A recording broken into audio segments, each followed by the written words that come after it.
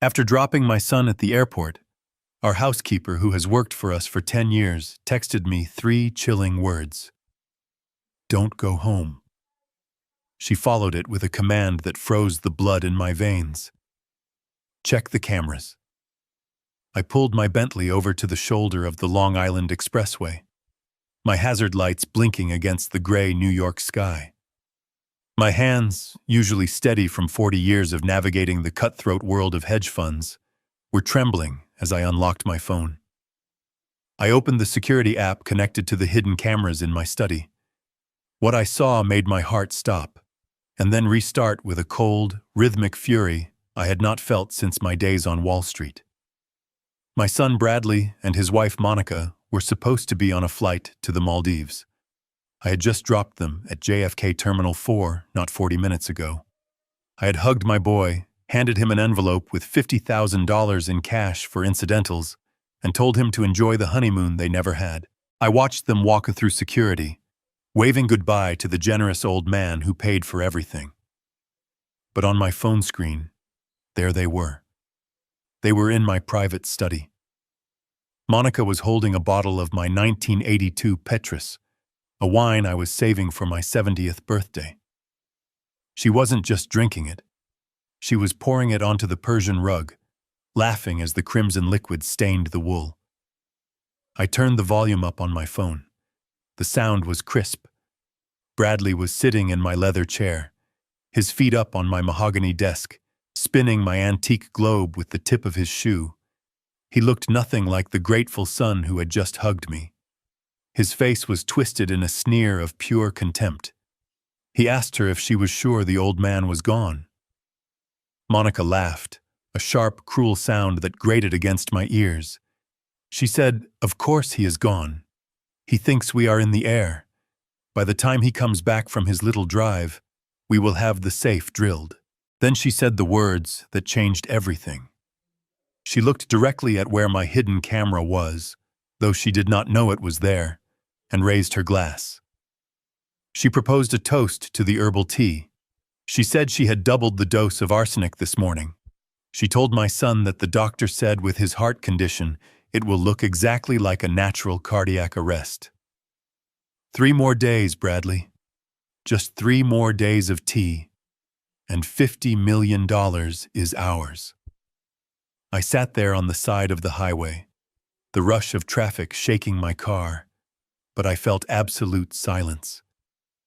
My own son. The boy I had raised alone after his mother passed. The boy whose debts I had paid, whose failures I had cushioned, whose lies I had chosen to believe because I was a lonely old man who wanted a family. He was not just stealing from me, he was actively killing me. I watched Bradley laugh and kiss her. He told her she was a genius. He said he couldn't wait to dump my body in the ground, so he could finally sell the house and buy that Ferrari. I turned off the phone. I did not scream. I did not cry. I calmly removed the SIM card from my phone and snapped it in half. I rolled down the window and tossed the pieces onto the asphalt. The Garrison Ford who wanted to be a loving father died in that moment on the side of the expressway. The man who remained was the Garrison Ford who had destroyed competitors for sport in the 80s. They wanted my heart to stop. Instead, they just jump-started it. Before I tell you how I dismantled their lives piece by piece without them even knowing I was in the same room, let me know where you are watching from in the comments below. Hit like and subscribe if you have ever had to cut a toxic person out of your life to save your own. I merged back into traffic, but I did not turn around at the next exit to go home. Going home was a death sentence. If I walked through that door, I would have to confront them. They would lie. They might even try to finish the job right there with a pillow or a shove down the stairs. Number. Confrontation is for amateurs. Destruction is for professionals, and I was a professional. I needed to think. My mind raced back to the last 6 months. The dizziness, the shortness of breath, the way Monica had suddenly become so concerned with my health, insisting on preparing my evening tea herself. Special herbs from an organic market, she had said. It will help you sleep, Dad. I had thanked her. I had drunk every drop, touched by her kindness. Every sip was a step toward my grave. And the doctor, Dr. Thorne, Bradley's golf partner, the man who dismissed my symptoms as early-onset Alzheimer's and prescribed me sedatives. It was not a diagnosis. It was a conspiracy. I drove past the exit for the Hamptons. I kept driving west toward the city. I needed a fortress. I needed a war room. But first, I needed to know exactly how much time I had left. If the arsenic was already in my system, I could be dead before I executed my plan. I pulled into a small, nondescript urgent care clinic in Queens, far away from anyone who knew the name Garrison Ford. I used cash. I used a fake name. I demanded a full toxicology panel. The nurse looked at me strangely. A well-dressed man in a $6,000 suit sitting on a plastic chair in a waiting room that smelled of bleach and sickness. While I waited for the results, I bought a burner phone from a convenience store across the street. My hands were steady now. The plan was forming in my mind, layer by layer, complex and lethal. I sent one text message to the only person in that house who had warned me. Rosa. I typed simply. I am safe. Act normal. Do not let them know you warned me. I will be watching. Rosa had risked her life to send me that text. If Bradley knew she had alerted me, he would not hesitate to hurt her. She was the only family I had left now. The doctor called me in. He looked concerned. He asked me if I worked with industrial chemicals or pesticides. I told him no. He showed me the chart. My blood showed elevated levels of arsenic and traces of digoxin, a heart medication I was not prescribed. The combination was designed to induce a heart attack that would leave no questions asked for a man of my age. The doctor said I needed to go to a hospital immediately. He said the levels were dangerous. I looked him in the eye and told him I would handle it. I asked him for a prescription for a chelating agent to help flush the poison out. He hesitated, but the wad of $100 bills I placed on the table helped him find his pen. I walked out of that clinic with a bottle of pills and a death warrant for my son's future. They thought I was a confused old man losing his memory. They thought I was their prey. But they forgot one thing. Before I was a father, I was a shark, and there is blood in the water now. I checked into the Pierre Hotel under the name of a shell company I hadn't used in 20 years. I requested the penthouse suite. Paying in cash I kept in the emergency safe in my trunk. As I stood on the balcony looking out over Central Park, the sun was setting, casting long shadows over the city I once ruled. I opened my laptop and logged into the remote server of my smart home system. I had installed the system myself years ago, bypassing the main network. It was a redundancy I never thought I would use. I brought up the camera feeds again. They were still in the study. Bradley was on the phone impersonating me. He was talking to my banker. I listened as my son mimicked my voice perfectly, authorized a transfer of $200,000 to an offshore account. He was good. Terrifyingly good. He had obviously been practicing this for months. Monica was sitting on my desk, going through my private files. She held up my living will. She laughed and tossed it into the shredder. She said they needed to draft a new one tonight, forge my signature, and backdate it. She said she wanted everything. The house, the portfolio, the vintage car collection. She said she didn't want to leave even a cent for charity. I watched them erase my legacy. I watched them dismantle my life. And I felt a cold smile spread across my face. They were so greedy. They were moving so fast. And in their haste, they were making mistakes. I picked up the burner phone and dialed a number I hadn't called in 5 years. Leonard Katz, my old lawyer. The man they called the swamp alligator because once he bit down, he never let go. Leonard answered on the second ring. He sounded surprised. He asked Garrison, "Is that you?" I told him to stop talking and listen. I told him I needed him to open a file. Not a defense file. A war file. He asked who we were suing. I looked at the screen, at the image of my son celebrating his victory with my wine. I told Leonard we aren't suing anyone. We are hunting. I told him to meet me at the hotel in 1 hour and to bring the forensic accountant team. I hung up and poured myself a glass of water. I took the first pill to start clearing the poison from my veins. I looked at the camera feed one last time. Bradley was holding up the empty bottle of Petrus. He looked happy. "Enjoy it, son," I whispered to the empty room. "That is the most expensive drink you will ever have. It just cost you $50 million. I sat down at the desk and opened a blank document. I typed a header. Operation Ghost Flight. Step 1 was complete. I knew the truth. Step 2 was the setup. I needed to give them exactly what they wanted. I needed to play dead. If they wanted a helpless, dying old man, I would give them the performance of a lifetime. I would let them think they had won. I would let them sign the papers. I would let them transfer the money. I would let them dig their hole so deep that they would never see the sky again. My phone buzzed. It was a notification from my bank.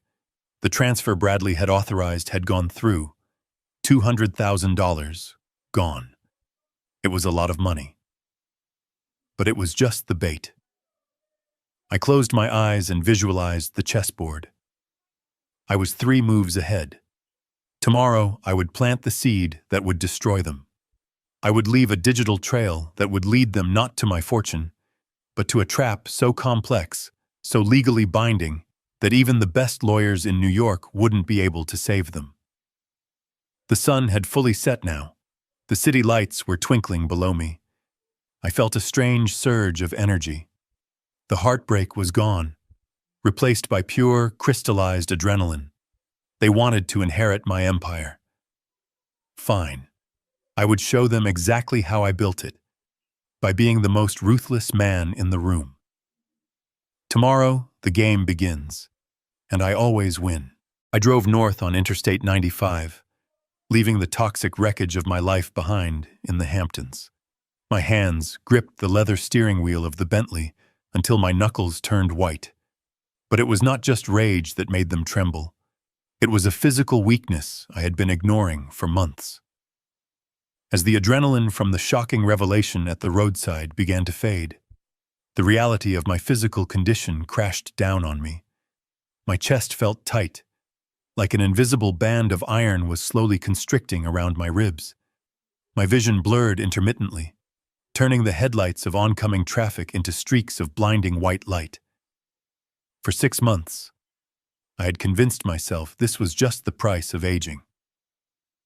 I was 69 years old. I had lived a high-stress life. I had accepted the narrative that I was simply fading away. But now, with the image of Monica pouring arsenic-laced tea fresh in my mind, every symptom took on a sinister new meaning. The chronic nausea wasn't indigestion. The metallic taste in my mouth wasn't a side effect of blood pressure medication. The brain fog that made me forget where I put my keys or what day of the week it wasn't early onset Alzheimer's. I wasn't losing my mind. I was being murdered. I needed answers that couldn't be bought or influenced. I couldn't go to a hospital in the city where my name was on the donor wall.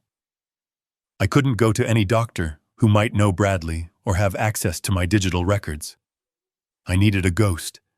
I needed Elias Aris. Elias was a man I had known since the 80s. He had been a brilliant trauma surgeon before burnout, and a messy divorce drove him into a semi-reclusive private practice in rural Connecticut. He didn't ask questions. He didn't care about insurance.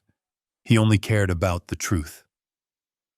I pulled into the gravel driveway of his secluded farmhouse just as the rain began to fall.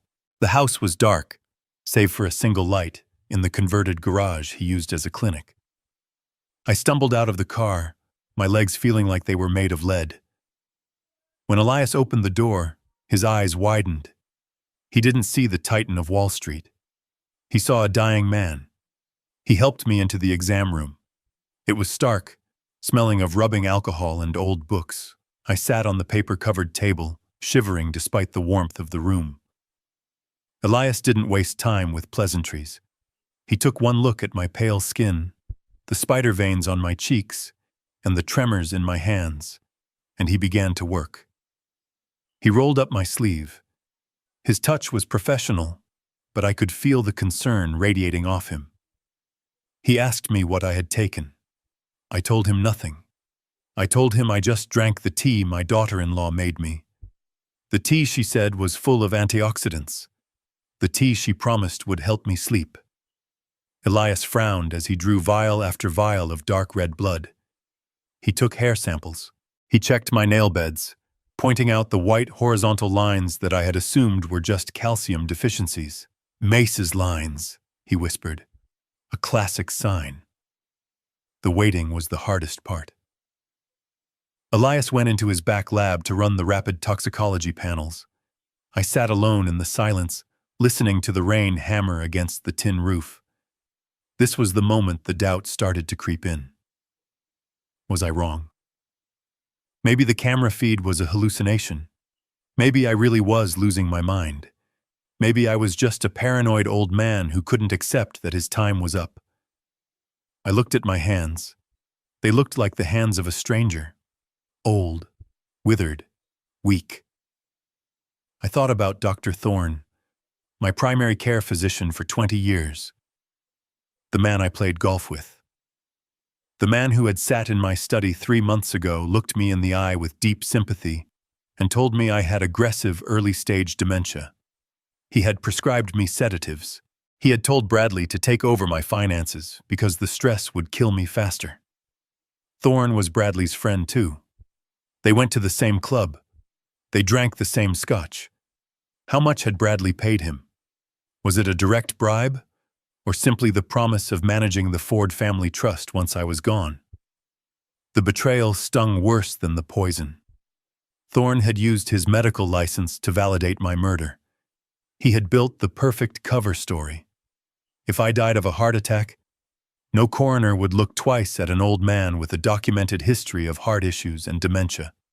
It was the perfect crime. The door opened, snapping me out of my spiral. Elias walked back in. He wasn't holding a chart. He was holding a piece of paper with raw data printouts. He didn't sit down. He stood in front of me, removing his glasses, rubbing the bridge of his nose. He told me to listen carefully. He said my blood arsenic levels were 20 times the normal limit. He said there was also a significant concentration of digoxin, a heart medication derived from foxglove. I stared at him. I don't take digoxin, I said. My voice sounded raspy, foreign. Elias nodded grimly. He said he knew. He said digoxin in a healthy heart causes arrhythmias. Combined with arsenic, which weakens the blood vessels and damages the heart muscle, it is a ticking time bomb. He looked at me with an intensity that scared me. He said if I had stayed home tonight, if I had drunk one more cup of that tea, my heart would have stopped before morning. The room seemed to tilt. The confirmation was a physical blow. It wasn't a theory anymore. It wasn't a suspicion. It was biology. It was chemistry. My son, the boy I taught to ride a bike, the boy I held when he cried over his first breakup, had been systematically feeding me rat poison and heart stoppers for half a year. Elias asked if I wanted him to call the police. He reached for the phone. I stopped him. I put my hand over his. No police, I said. Not yet. Elias looked at me like I was insane. He said, "This is attempted murder, Garrison. They are killing you." I stood up. The weakness was still there, but something else was rising to the surface. A cold, hard resolve that I hadn't felt in years. It was the feeling of the market crashing, the feeling of chaos, the feeling of opportunity.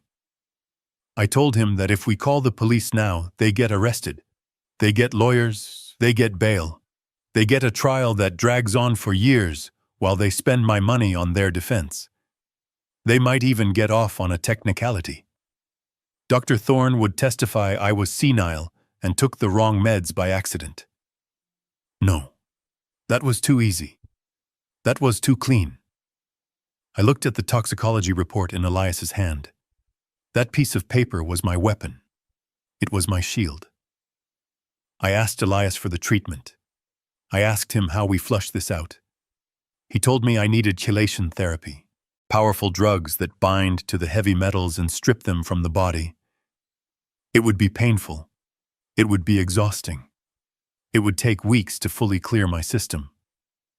But he could start me on an oral regimen tonight. He warned me that the side effects would mimic the flu: nausea, fatigue, pain. I told him I didn't care about the pain. I cared about clarity. I asked him if the fog would lift. He said yes. Once the arsenic levels drop, your brain function will return to normal. The confusion will vanish. You will be sharp again. That was all I needed to hear. I took the prescription. I paid him in cash, a stack of bills thick enough to ensure his silence and cover the cost of the unauthorized lab work. I told him to keep the file hidden. I told him if anything happened to me, if I was found dead in a ditch or a hotel room, he was to take this file to the FBI immediately. But until then, I was a ghost. Walking back out to the car, the night air felt different. It was cold, biting, and real.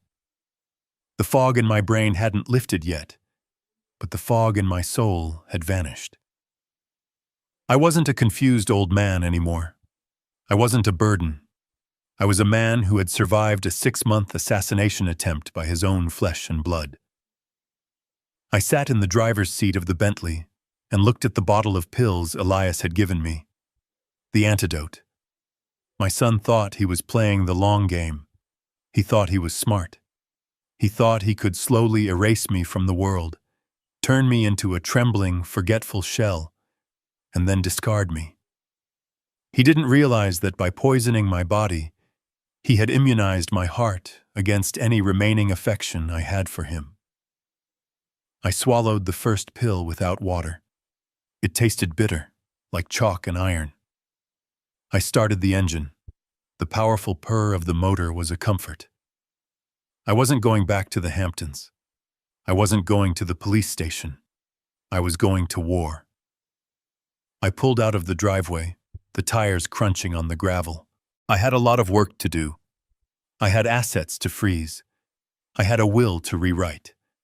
And I had a trap to set. A trap so intricate, so devastating, that by the time Bradley and Monica realized they were caught, the walls would already be closing in. Dr. Thorne had said I had Alzheimer's. He said I was forgetting who I was. He was wrong. I remembered exactly who I was. I was Garrison Ford, and I was about to remind everyone else, too. The rain was hammering against the windshield of the Bentley as I parked it a mile down the road, hidden behind a dense cluster of oak trees on an old service path. I could not risk the engine noise alerting them. I turned off the ignition and sat for a moment in the darkness. The silence of the woods was heavy, broken only by the rhythmic drumming of the storm. My chest still ached, a dull, throbbing reminder of the arsenic coursing through my veins. But the first dose of the chelation medication was beginning to work. My mind felt sharper than it had in months. The fog was lifting, revealing the jagged edges of the reality I now had to navigate. I was a stranger in my own life, an intruder approaching the fortress I had built to protect the very people who were now trying to kill me. I stepped out into the rain, pulling the collar of my trench coat up. The cold water felt good on my face. It felt like a baptism. I walked through the mud, navigating the perimeter of my estate by memory. I didn't head for the front door or the service entrance.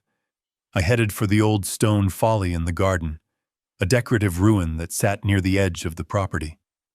To anyone else, it was just a piece of landscaping. To me, it was the entrance to a Cold War relic.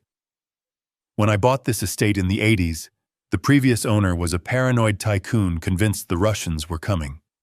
He had built a reinforced tunnel connecting the garden folly to a panic room located directly behind the library in the main house. I had never used it. I had laughed at it. But I had maintained it, oiling the hinges and keeping the keypad active. I never thought the enemy I would need to hide from would be sleeping in my own guest room. I brushed away the wet ivy covering the stone panel and punched in the code. It was my late wife's birthday. The keypad beeped softly, a sound that seemed deafening in the night, and the heavy door clicked open. The air inside was stale and smelled of damp earth and old concrete. I clicked on my penlight, the thin beam cutting through the darkness. The tunnel was narrow, forcing me to hunch my shoulders. Every step was a battle. My legs were weak from the poison, and my heart hammered against my ribs, not from exertion, but from a terrifying anticipation. I was walking toward the truth, and I knew the truth would shatter whatever was left of my heart. It took me 10 minutes to reach the steel door at the end of the tunnel. This was the entrance to the panic room. I entered the code again. The hydraulic seals hissed as the door released. I slipped inside and locked it behind me. The panic room was exactly as I had left it years ago. A small, windowless concrete box filled with non-perishable food, water, and a high-tech surveillance system that I had upgraded just last year. It was cold, the air conditioned and recycled. I sat down in the single ergonomic chair in front of the bank of monitors. My hands hovered over the controls. This room shared a wall with my private study. A large one-way mirror was concealed behind the bookshelf in the study, allowing me to look directly into the room from here if I slid the panel back. But first, I turned on the monitors. The screens flickered to life, bathing my face in a pale blue glow. I saw the kitchen, dark and empty. I saw the hallways, and then I saw the study. They were there. Seeing them on my phone screen in the car had been a shock, but seeing them now, in high definition, just a few feet away through the wall, was a visceral violation. The room where I had made million-dollar deals, the room where I had read bedtime stories to Bradley when he was a boy, had been turned into a war room against me. Bradley was sitting at my desk. My desk. He was hunched over a stack of documents, a pen in his hand. He wasn't reading. He was writing, over and over again. I zoomed in with the camera. The motion was repetitive, obsessive. He was practicing my signature. I watched my son, the boy I had sent to the best private schools, the man I had bailed out of failed startups and gambling debts, carefully trying to replicate the loop of the G in Garrison. He would write it, compare it to a letter of mine he had pinned to the desk, and then curse. "No," he muttered, his voice coming through the speakers crisp and clear. "The tale is too long. The bank will flag it." Monica was standing by the fireplace. The fire was roaring, consuming the oxygen in the room. She was holding a heavy binder. I recognized the blue spine immediately. It was my old life insurance policy, the one that named the St. Jude's Children's Hospital as the primary beneficiary. "You are overthinking it, Bradley," she said, her voice dripping with boredom. "He is an old man with shaky hands.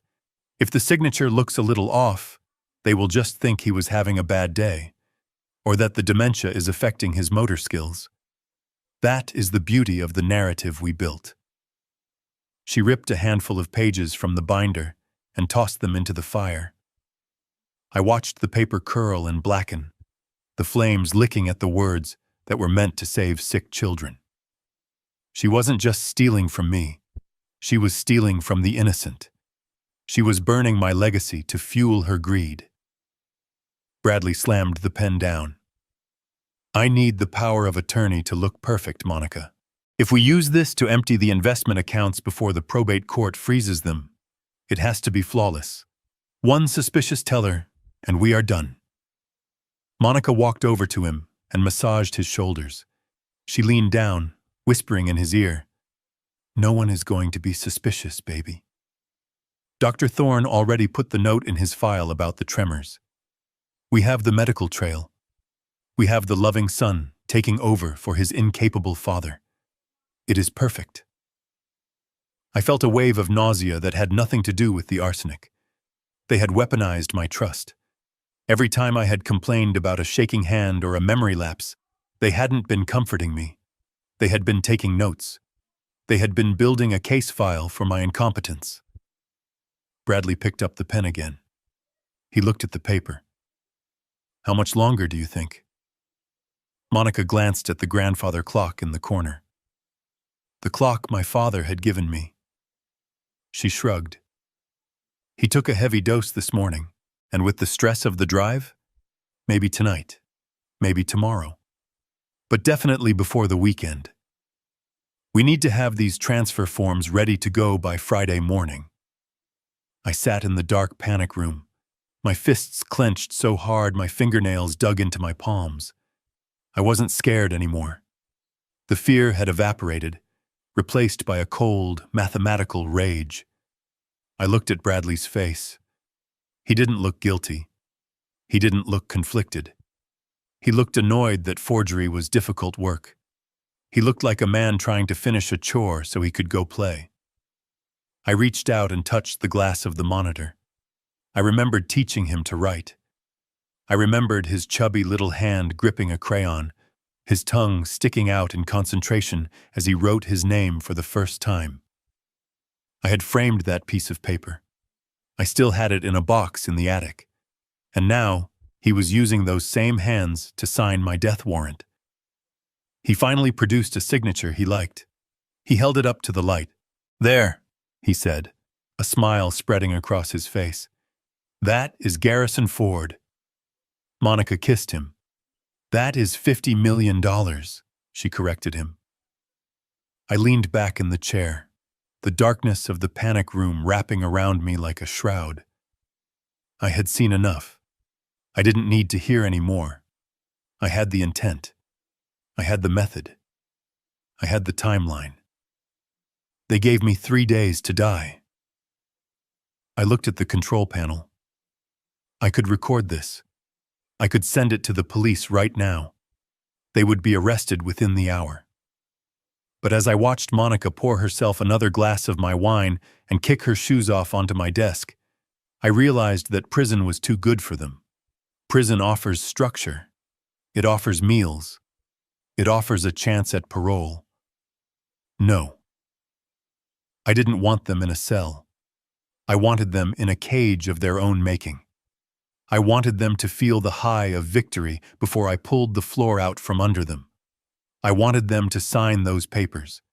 I wanted them to commit the crime. I wanted them to walk into the bank with their heads held high and the ink drying on their felony. I pulled a small notebook from my pocket. My hand was steady as I wrote down my observations. Time. Date. Specific documents destroyed. Specific admissions of guilt. This wasn't a diary, it was an indictment. I stood up. My legs felt stronger now. The anger was a powerful fuel. I took one last look at the monitor. Bradley was laughing at something Monica said. They looked like a happy couple. They looked like the future of the Ford dynasty. I turned off the monitors, plunging the room back into darkness. I didn't need to see them anymore. I knew exactly who they were. They were children playing with matches in a house made of dynamite. And they had no idea that I was the one holding the detonator. I unlocked the tunnel door. It was time to leave. I had to get back to the city. I had to meet Leonard. We had a trap to build. As I walked back through the damp, narrow tunnel, leaving the warmth of my home behind, I didn't feel like I was fleeing. I felt like I was hunting. They thought the old lion was dying in his cave. They were about to find out that the lion was simply waiting for the hyenas to get close enough to bite. The tires of my Bentley hissed against the wet asphalt as I merged onto the Long Island Expressway, heading west toward Manhattan. I was leaving the physical scene of the crime, but the crime followed me inside the cabin of the car. My phone sat on the passenger seat, vibrating with an incoming call that made my stomach lurch. The screen lit up with a photo of my son, a picture taken at his college graduation 10 years ago. He looked so innocent then, smiling in his cap and gown, his arm around my shoulder. I stared at the face of the boy I had raised and the face of the man who was currently trying to stop my heart. I knew I had to answer. If I didn't, he would worry that the poison had worked too quickly, or worse, that I was ignoring him. Silence breeds suspicion, and I needed him to feel secure. I needed him to think everything was proceeding exactly according to his twisted schedule. I took a deep breath, letting my shoulders slump, forcing my body to relax into the posture of a tired, confused old man. I cleared the sharpness from my throat and answered on the third ring. "Hello, Bradley," I said. I made my voice waver slightly, adding a tremor that wasn't there before. "Is that you, son?" "Hey, Dad." His voice filled the car speakers, bright and chirpy. It was a performance, a sickeningly sweet tone he saved for when he wanted money or forgiveness. "We just landed in Malay. You wouldn't believe the color of the water here. It is like turquoise glass. Monica is already trying to run into the ocean." I gripped the steering wheel so hard the leather creaked. He was lying through his teeth with the ease of a sociopath. I had just watched him sitting in my study in New York, drinking my wine. He wasn't in the Maldives. He was 40 miles behind me, forging my signature. He was likely using a soundboard app to play ocean sounds in the background. I strained my ears and, sure enough, I heard the faint, looped cry of a seagull. "That sounds wonderful, son," I said, forcing a cough. "I am so glad you made it safely. I was worried about the flight." "Don't worry about us, Dad," he said, dismissing my concern. "How are you feeling? Did you have your tea tonight?" Monica was worried she made it too strong. The audacity took my breath away. He was checking to see if I had taken the lethal dose. He wanted to know if the arsenic was currently burning through my stomach lining. I paused for a long moment, letting the silence stretch just enough to make him uncomfortable. Then I answered, "Yes, Bradley." I drank it. It was bitter, but I finished it. "Good," he said, and I could hear the relief in his voice. "It is good for your heart, Dad. Dr. Thorne said you need to stick to the routine. Make sure you finish the whole pot before you go to bed. We want you to be strong when we get back." "I will, son," I whispered. "I promise. I will drink every last drop." I wasn't lying. I would drink the cup of bitterness he had served me until it was empty, and then I would smash the cup over his head. "Get some rest, Dad. We will call you tomorrow. Love you." "Love you too," I said. The line went dead. I let out a roar of frustration that tore at my throat. The "love you" at the end was the final insult. It was a habitual lie, a reflex. I tossed the phone onto the seat. I was approaching the Midtown Tunnel. The lights of New York City rose up before me, a glittering canyon of steel and glass. This was my battleground. This was where I had made my name. In the Hamptons, I was Garrison Ford, the retiree, the grandfather figure, the target. But here, in the concrete jungle, I was a predator. I drove straight to the Pierre Hotel on Fifth Avenue. I didn't use the main entrance. I used the private residence entrance around the side, a privilege I retained from when I owned a floor of the building in the 90s. I had called ahead to secure the penthouse suite under the name of a dormant LLC. As I rode the elevator up to the 39th floor, I called Leonard Katz. Leonard was the kind of lawyer other lawyers had nightmares about. We had started out together 40 years ago. He was 70 now, still practicing, still sharp as a razor. He didn't have clients, he had accomplices. "Leonard," I said when he picked up, "I am at the Pierre. Suite 3900. Bring the red file, and bring a forensic accountant you trust with your life." "Garrison, it is 10 o'clock at night," Leonard grumbled. "This better be good." "It isn't good, Leonard. It is a murder investigation. And the victim is me." That got his attention. He was at my door in 45 minutes. When Leonard walked in, he looked at me and frowned. "You look like hell, Garrison." "I feel like hell," I admitted, pouring him a scotch while I stuck to water. "My own son is poisoning me, Leonard. Arsenic and digoxin. I have the toxicology report from Elias Aris. I have video footage of them in my study right now, forging my signature to empty the trust." Leonard sat down slowly, his face losing all color. He read the report. He watched the video clip on my laptop. When he looked up, the grumbling old man was gone. The swamp alligator was present. "We call the district attorney," Leonard said, his voice low and dangerous. "We get them arrested tonight. Attempted murder, fraud, elder abuse. I can have them in cuffs before sunrise." "No," I said, cutting him off. I stood by the window, looking down at Central Park. "Arresting them is too easy. They have money, my money, to hire defense teams. They will plead insanity. They will plead coercion. They will drag my name through the mud for years. And even if they go to prison, they will sit in a cell thinking they almost won." "Then what do you want, Garrison?" Leonard asked. I turned to face him. "I want the ghost protocol." Leonard's eyes widened. He hadn't heard me use that term since the hostile takeover of Omnicorp in '89. The ghost protocol was a nuclear option. It wasn't just about defense.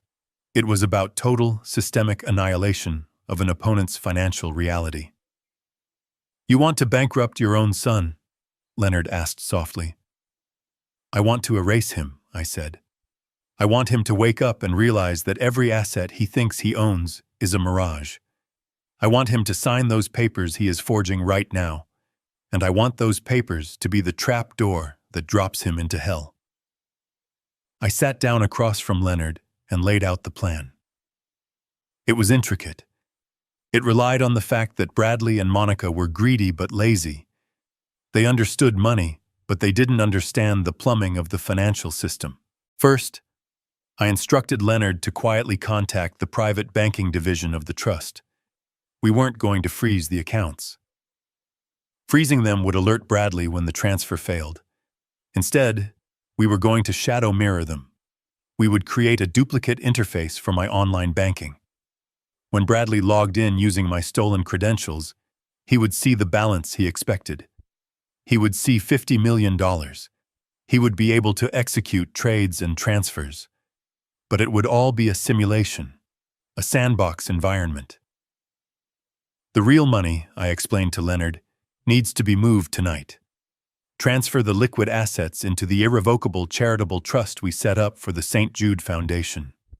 But leave the Cayman account visible. "The Cayman account," Leonard said, raising an eyebrow. "The honeypot." Exactly. I had set up a shell account in the Cayman Islands years ago as part of a sting operation with the IRS to catch a partner who was embezzling.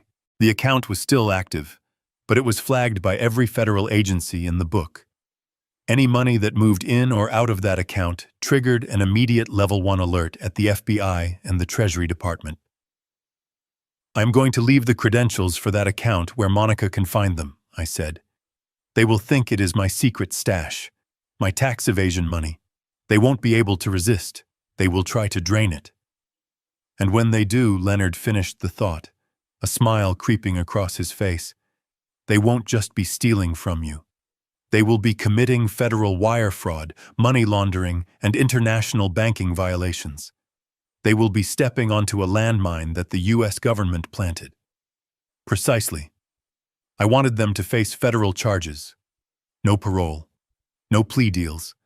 Just 10 years in a federal penitentiary. Leonard pulled out his laptop. He cracked his knuckles. "I hope you know what you are doing, Garrison. Once I execute the ghost protocol, There is no going back. The Saint. Jude transfer is irrevocable. You are effectively giving away your fortune to destroy your son. I looked at the screen where the live feed of my study was still playing. Bradley was pouring another glass of my wine. My fortune is already gone, Leonard, I said. It died the moment my son decided my life was worth less than a Ferrari. If I have to burn down the kingdom to kill the rats in the walls, hand me the match. Leonard nodded. He began to type. For the next 4 hours, we worked in silence. We rewrote the architecture of my life. We moved real estate titles into holding companies owned by the charity. We changed the beneficiary designations on the life insurance policies. We stripped Bradley Ford of every future cent he was expecting. By 3 a.m, it was done. I was technically a pauper. My billions were now the legal property of a children's cancer ward, effective immediately, though the public transfer wouldn't register for 48 hours. Leonard closed his laptop. It is done. The trap is set. Now we just need them to take the bait. I stood up, feeling the fatigue finally crash over me. The chelation drugs were making my joints ache, but my mind was clear. They will take it, I said. Greed is a predictable beast. It always eats until it bursts. Leonard stood to leave. He paused at the door. You should try to sleep, Garrison. You have a big performance tomorrow. I do, I said. What is the role? He asked. I smiled, a cold, humorless expression. The victim. After Leonard left, I lay down on the stiff hotel sheets. I didn't sleep. I stared at the ceiling, rehearsing my lines. I had to sound weaker tomorrow. I had to sound like I was fading. I had to convince Bradley that the timeline was accelerating. I had to make him panic. Because when people panic, they make mistakes. And when they make mistakes, they leave fingerprints. I picked up the burner phone and looked at the text from Rosa again. Stay safe. I was safe. I was But Bradley and Monica? They were standing in the crosshairs of a rifle they didn't even know was aimed at them. I closed my eyes and waited for the sun to rise. The ghost protocol was active. The hunt had begun. The dawn light over Manhattan was cold and gray, filtering through the floor-to-ceiling windows of the penthouse suite at the Pierre. I stood there with a cup of black coffee, looking out at the city that was waking up, unaware of the war I was waging from the 39th floor. My body was screaming for rest. The chelation medication was stripping the arsenic from my blood, but it was taking a toll. My joints felt like they were packed with ground glass, and a persistent headache throbbed behind my eyes, but I could not sleep. Not yet. I had one final piece of the trap to set, the most dangerous piece. Leonard and I had built the cage, but a cage is useless without bait. We had moved the legitimate assets into the charitable trust, shielding them from Bradley's grasp, but simply denying him the money wasn't enough. If he went to the bank on Monday and found the accounts empty, he would be furious. Yes, he would scream and threaten litigation. He might even try to contest the trust in court, dragging my name through the mud for years. He would play the victim. He would say his senile father was manipulated by lawyers. He would walk away a free man, perhaps even with a settlement just to make him go away. No. That outcome was unacceptable. I needed him to cross a line from which there was no return. I needed him to commit a crime so egregious, so undeniable, that no jury in the world would look at him with anything but disgust. I needed him to steal money that the federal government was watching. I turned away from the window and sat down at the sleek glass desk in the living room. I opened my laptop. The screen glowed with the familiar interface of my email account. This was the key. I knew my son better than he knew himself. I knew he was lazy. I knew he was entitled. But most of all, I knew he was paranoid. He believed everyone was hiding something from him because he was always hiding things from everyone else. He had spent the last 6 months searching for my secrets, convinced I had a hidden stash of gold bars or offshore accounts that I wasn't telling him about. Today, I was going to prove him right. I had left my old iPad in the library back at the house. It was sitting on the side table next to my reading chair, right where I always left it. I knew Monica had been going through it. I had seen the fingerprints on the screen via the hidden camera weeks ago. She monitored my emails, my browsing history, looking for signs of dementia or weakness. Today, she would find something else. I clicked on New Message. My heart rate picked up speed. This had to be perfect. The tone had to be exactly right. It couldn't look like a trap. It had to look like a mistake. A slip-up by an old man who was losing his grip.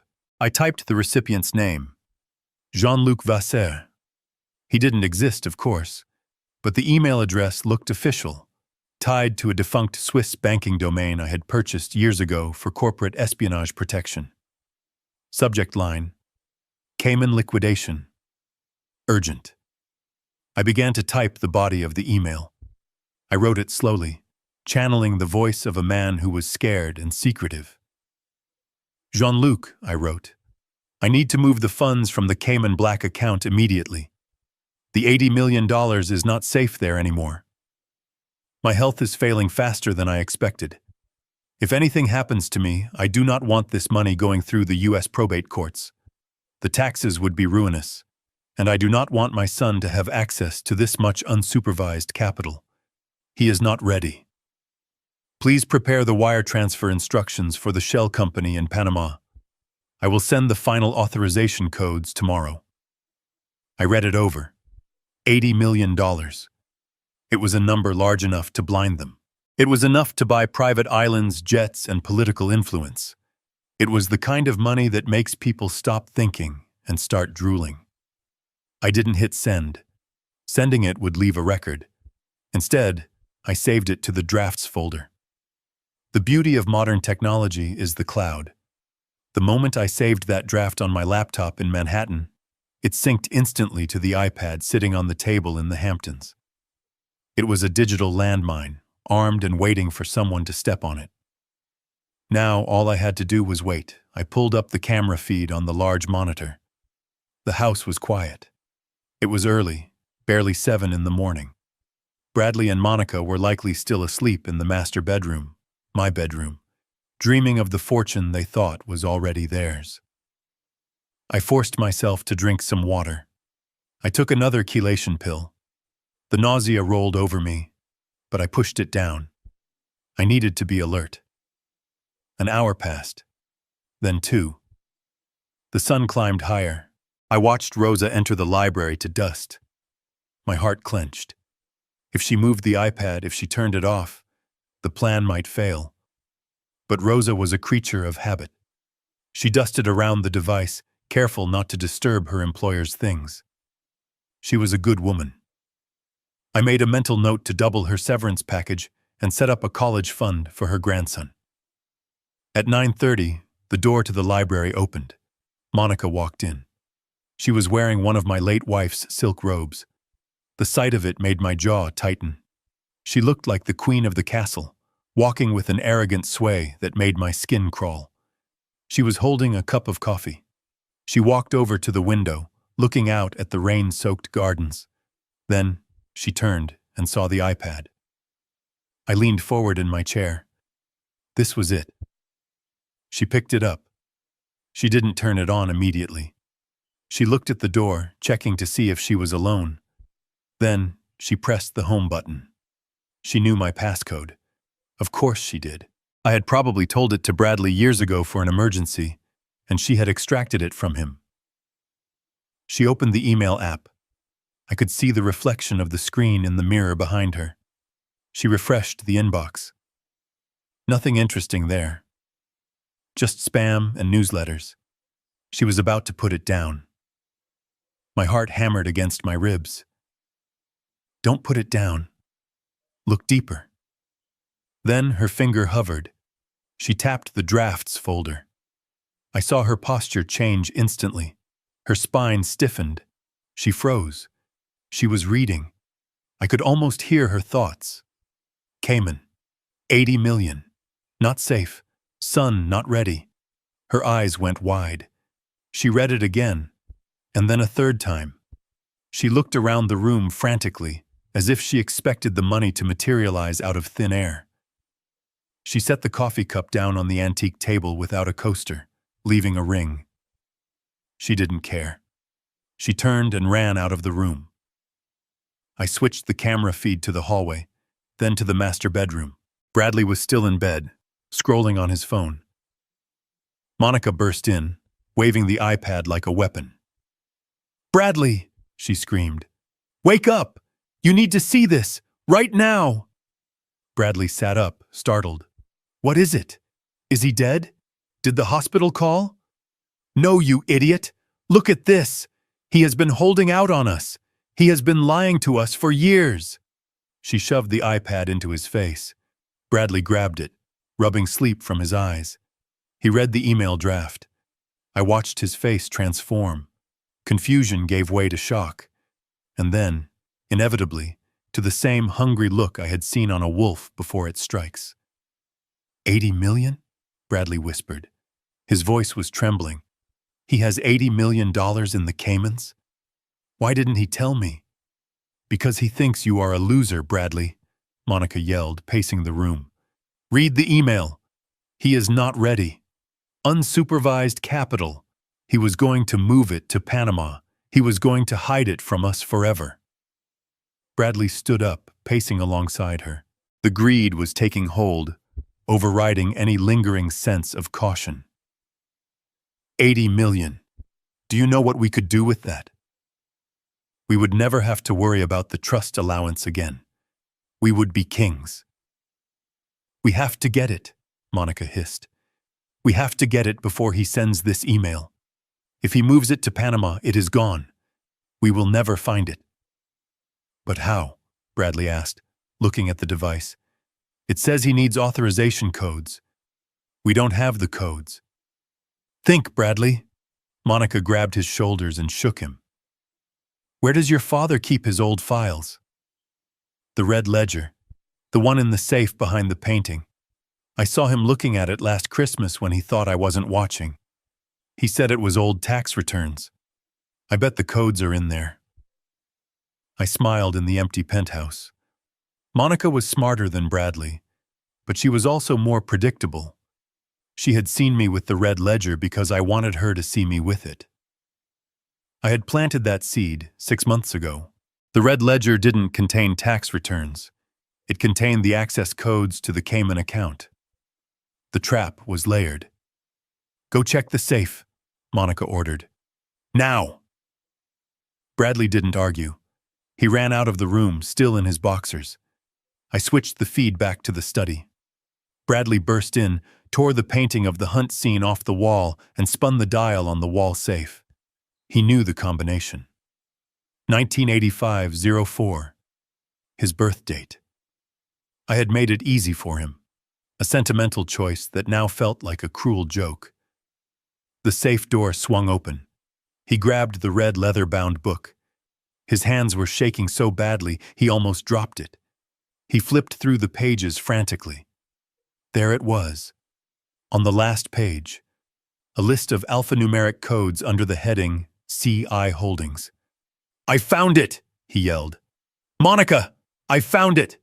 Monica ran in, breathless. Log in. Do it now. Use his laptop. The iPad is too slow. Bradley sat down at my desk. He opened my MacBook. He navigated to the banking portal listed in the ledger.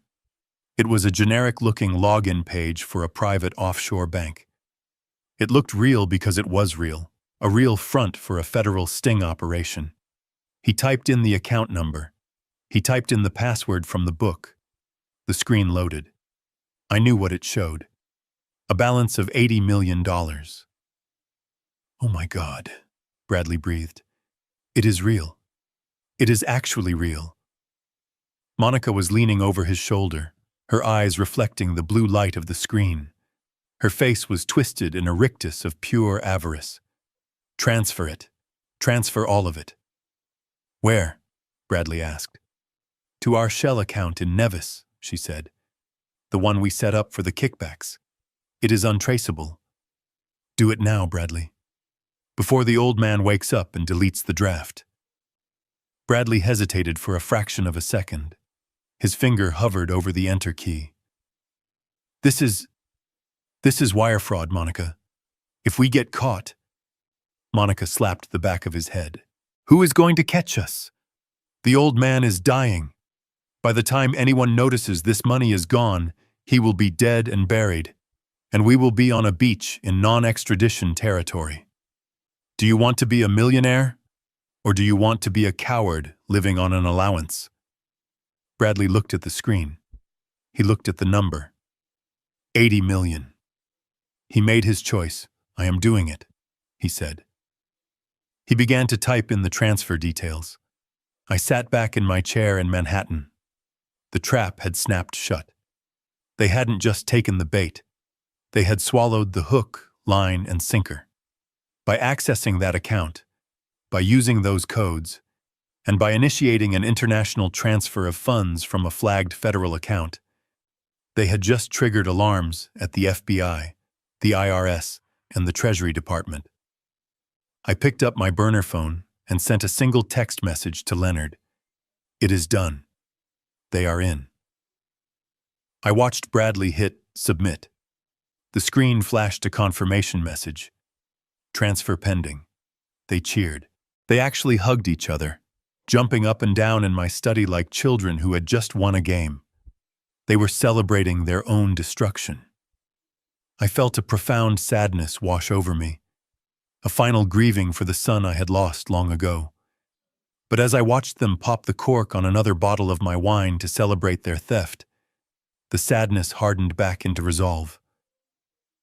"Enjoy the champagne," I whispered to the screen, "because the hangover is going to be a life sentence." I closed the laptop. The bait had been taken. Now it was time for the execution. I needed to prepare for my return from the dead. I stood up and walked to the closet where my tuxedo hung. I brushed the lapel. Tonight, I would not be wearing a hospital gown. I would be wearing armor. And I would walk into that house not as a victim, but as the judge, jury, and executioner of their comfortable lives. The silence in the penthouse was heavy, broken only by the hum of the server cooling fans and the rhythmic thrumming of my own heart. On the high-definition monitor in front of me, I watched the two rats scurrying inside the maze I had built for them. Bradley and Monica were in my study, huddled around my laptop like vultures picking at a carcass. The glow of the screen illuminated their faces, which were twisted in a mixture of greed and panic. They had the account number. They had the username from the red ledger. But they had hit a wall. I zoomed in on the screen. The offshore banking portal, the fake one I had set up with the help of the FBI's cyber division years ago, was asking for a password. It was a simple white box with a blinking cursor, but to them it was an iron gate standing between them and $80 million. Bradley was sweating. I could see the sheen on his forehead.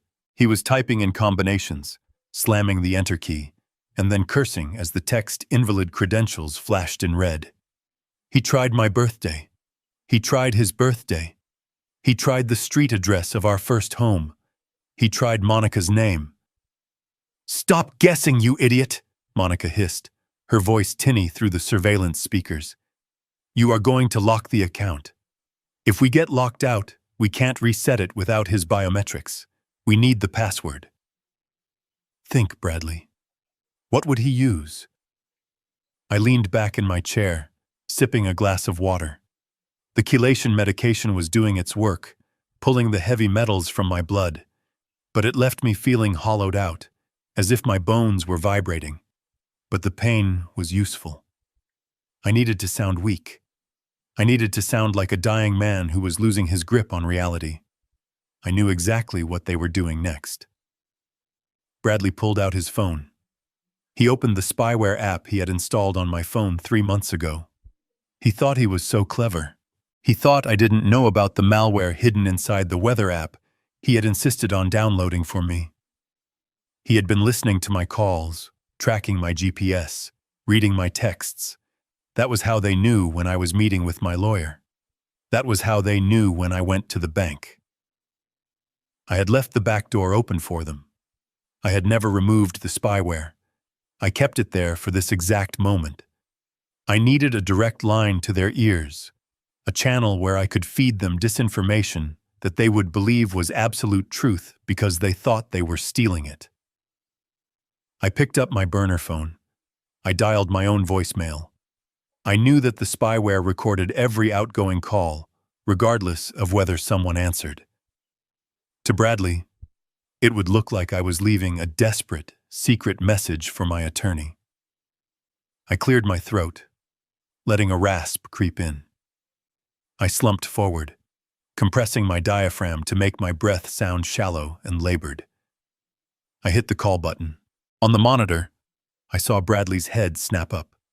He held up a hand to silence Monica. He tapped his phone screen. He was listening to me live. I began to speak, my voice trembling. Leonard. Leonard, pick up.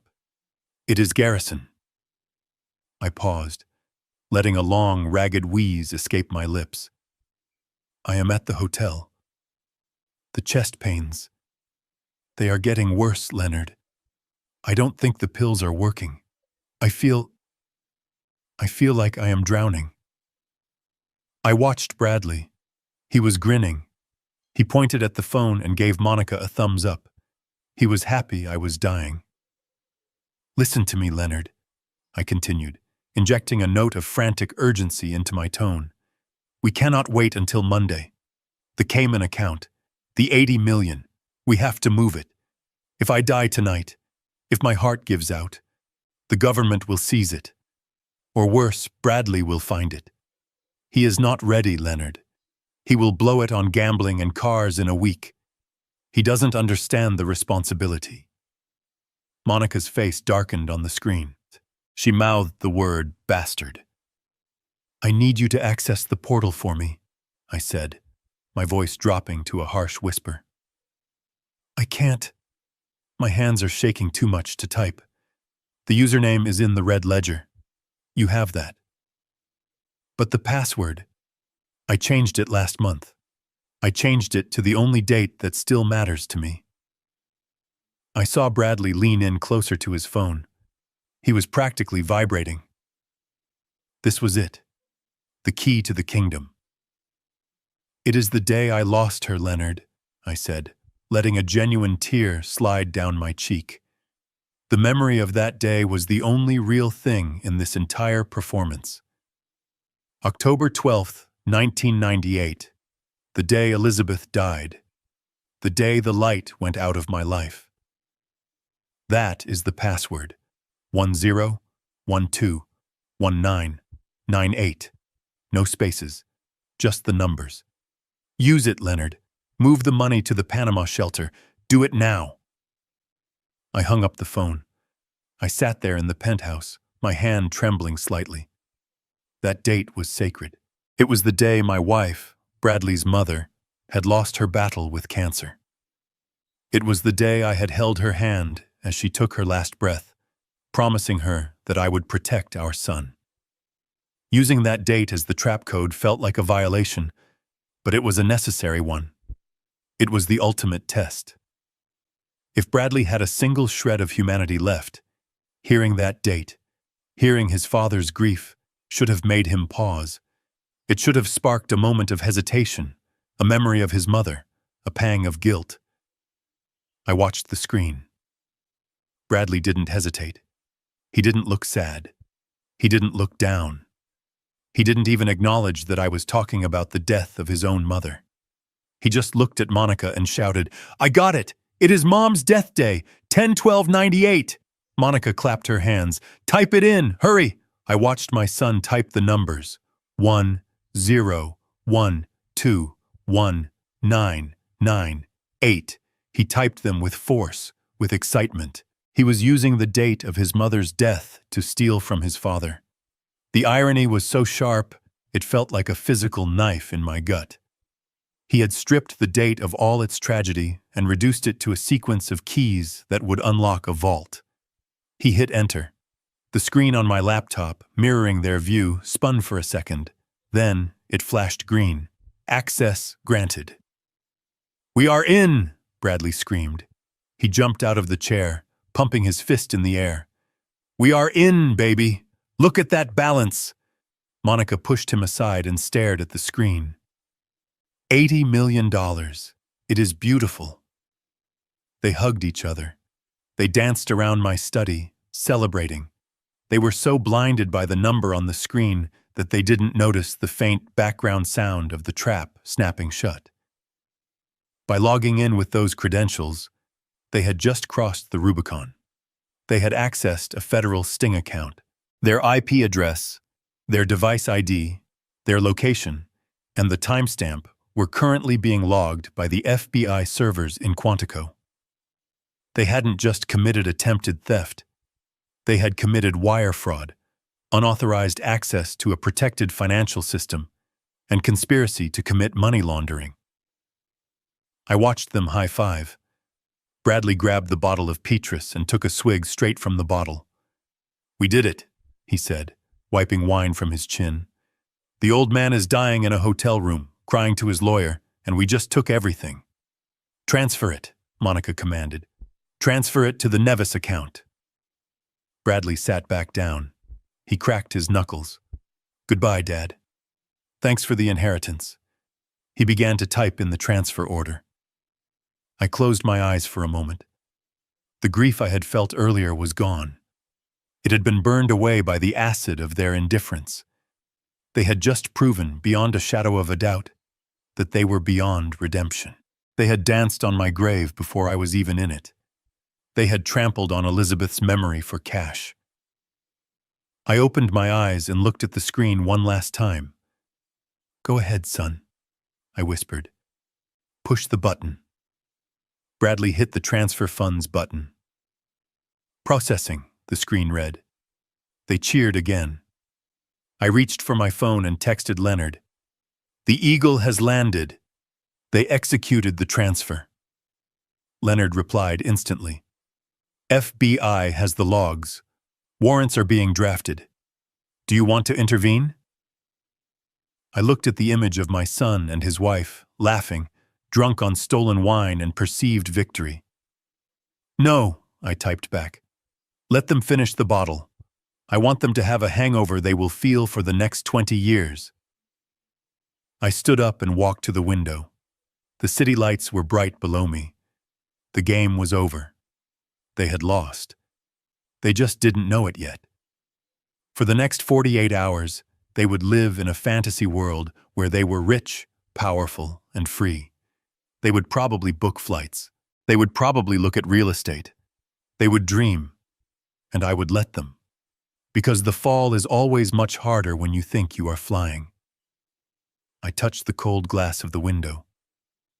"Happy anniversary, Elizabeth," I whispered into the empty room. I kept my promise. I protected him. I protected him from the monster he has become. The only way to save him now is to stop him.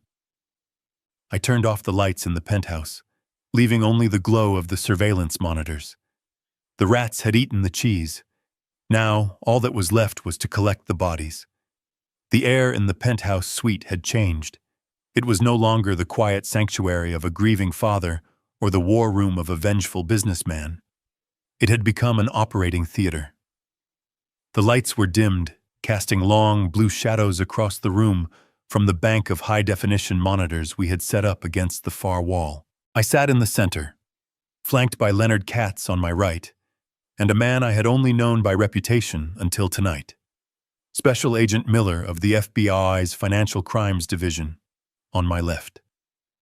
Miller was a man who looked like he had been carved out of granite, silent and observant, his eyes fixed on the screen where my son was about to destroy his life.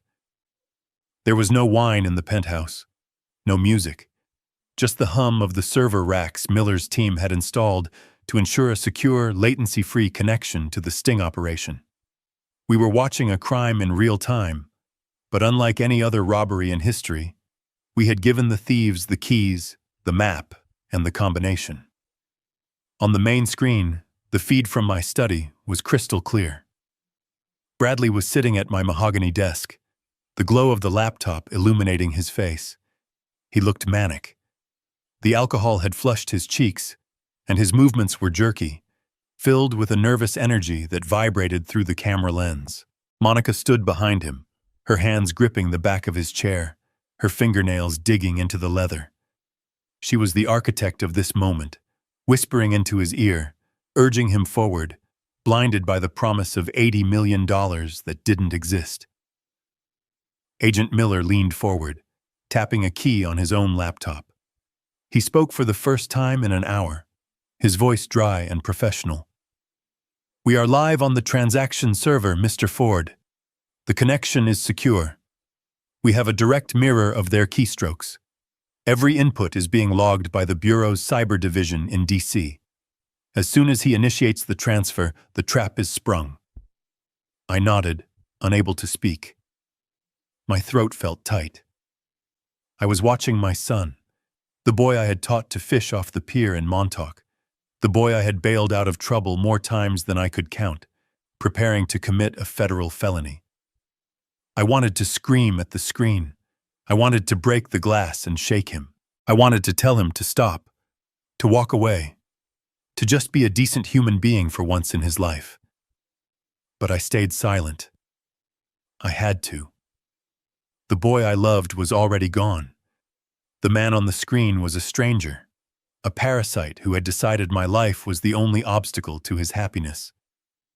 On the screen, Bradley was navigating the interface of the fake offshore bank. We had designed it to look intimidating, a relic of the old banking world, full of complex disclaimers and security warnings. A warning popped up on the screen in red text. It stated clearly that unauthorized access to this account was a violation of international banking laws and subject to prosecution. It was a final chance, a final moral stop sign. Bradley didn't even read it.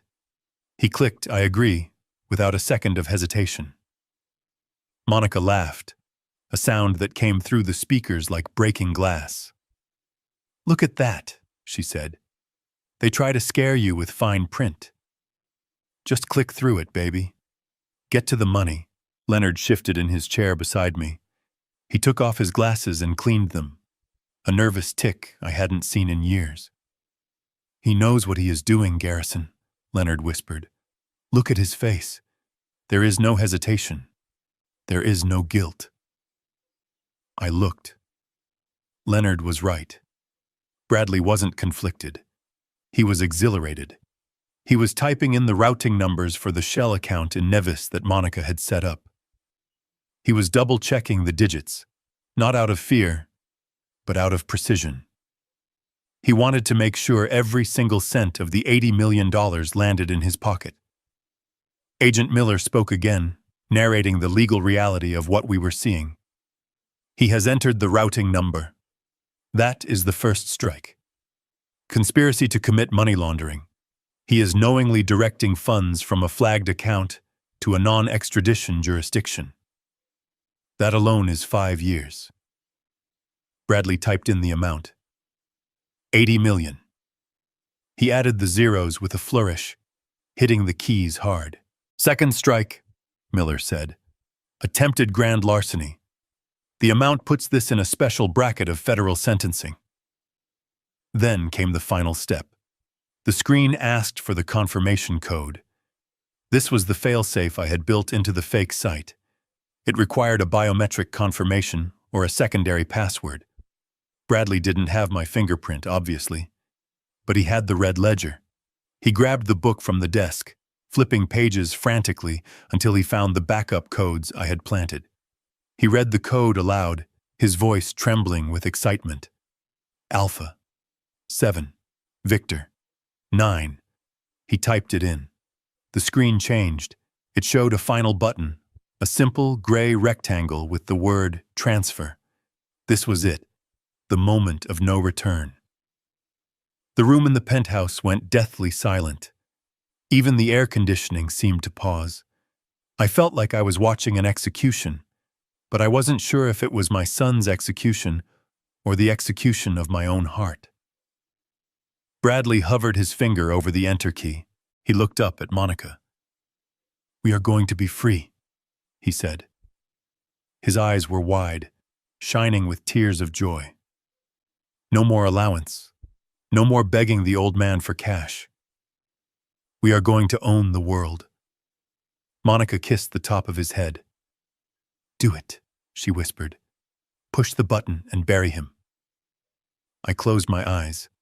The image of the button burned into my eyelids. "Do it," I whispered to myself. I heard the click. It was a soft sound, a plastic tap of a key on a keyboard, but it echoed in the penthouse like a gunshot. I opened my eyes. On the monitor, the fake banking screen flashed a spinning wheel. Processing. In the penthouse, Agent Miller's laptop lit up with a cascade of data. Streams of code ran down his screen in green and red. "Target confirmed," Miller said, his voice devoid of emotion. "The packet has been received. The wire request was logged at 10:42 p.m. Eastern Standard Time. We have the IP address. We have the device ID. We have the geolocation pinpointed to your estate in the Hamptons." He turned to me. "Mr. Ford, the crime is complete. By hitting that key, your son just committed federal wire fraud, aggravated identity theft, and because the account he tried to access is technically federal property used for sting operations, he has also committed defrauding the United States government." Bradley and Monica didn't know this, of course. On their screen, the spinning wheel stopped and was replaced by a green checkmark. "Transfer successful.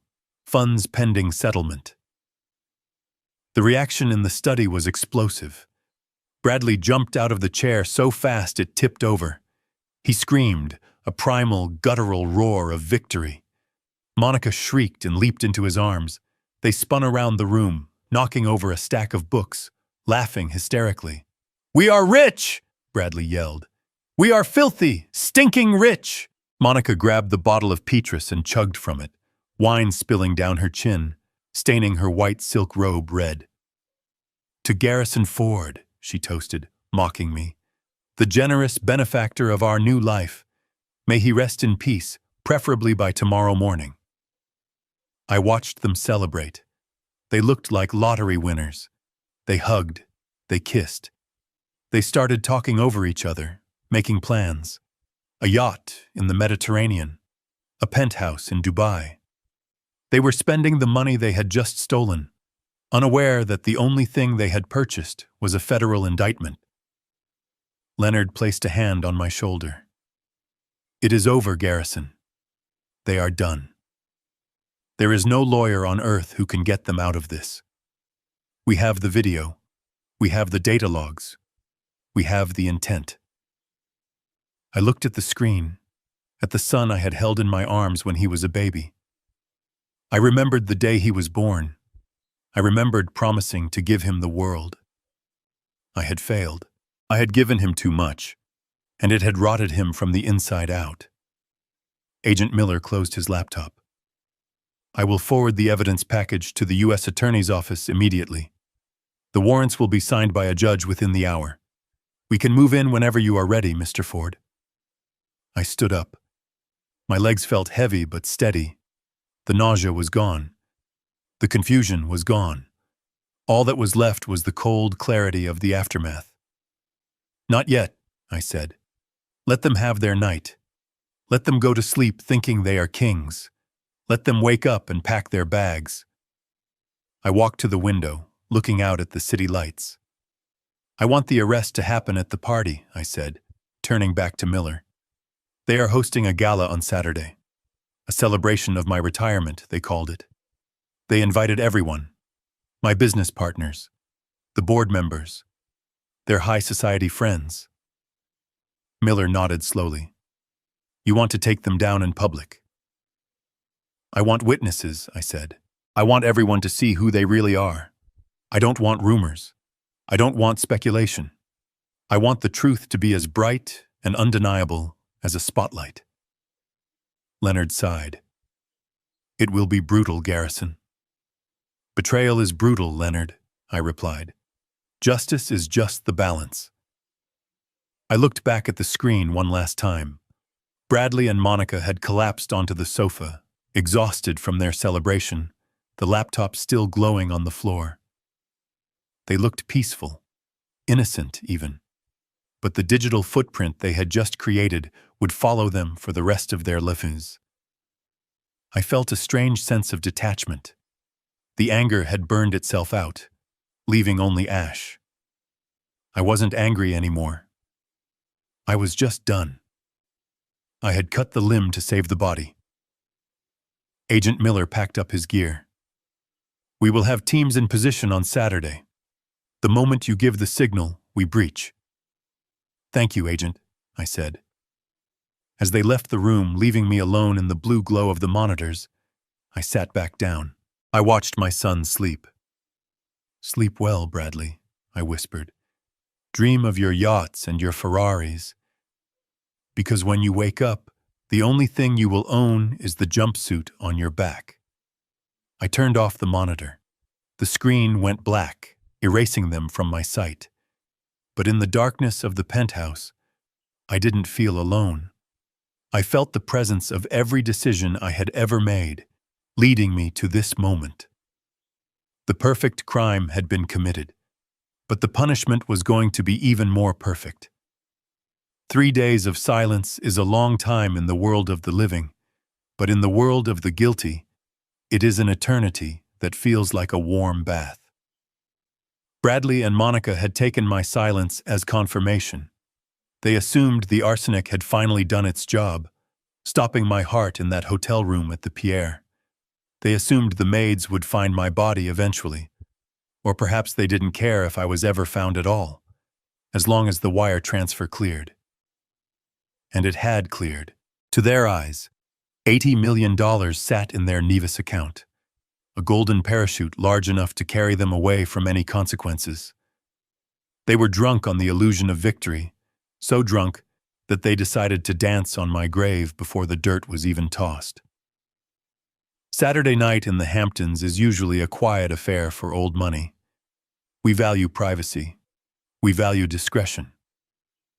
But new money, stolen money, screams. Through the surveillance monitors in the back of a blacked-out surveillance van parked a quarter mile from my own driveway, I watched my estate transform into a circus. They had hired a lighting crew to bathe the stone facade of the house in garish purple and gold lights. They had set up a tent in the rose garden, Elizabeth's rose garden, trampling the prize-winning hybrids she had cultivated for 20 years to make room for a DJ booth and a champagne tower. I watched cars line up at the gate. Ferraris, Lamborghinis, Maybachs. These weren't my friends.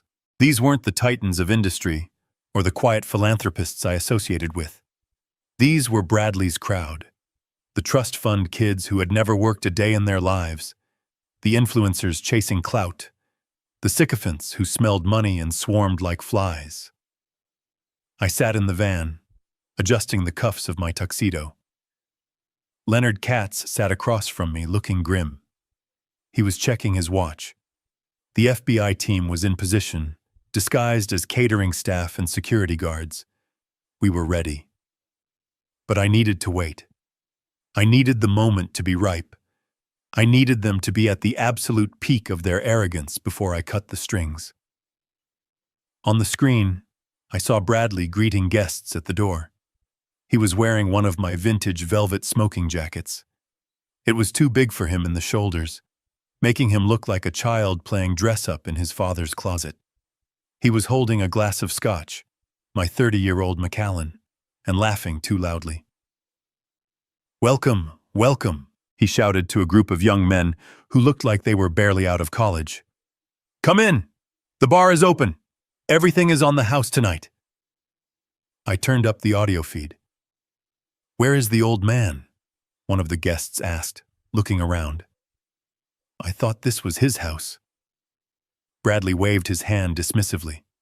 Oh, Dad. He is retired. Effectively, immediately. He decided the stress was too much. He is taking a permanent vacation. He handed the keys to the kingdom over to me and Monica. We are running the show now. Permanent vacation. That was their code for dead. He was telling his friends I was gone without actually saying the words, basking in the ambiguity. He looked so confident. He truly believed he had gotten away with the perfect crime. He thought he was the new king of Wall Street, standing on the corpse of the old lion.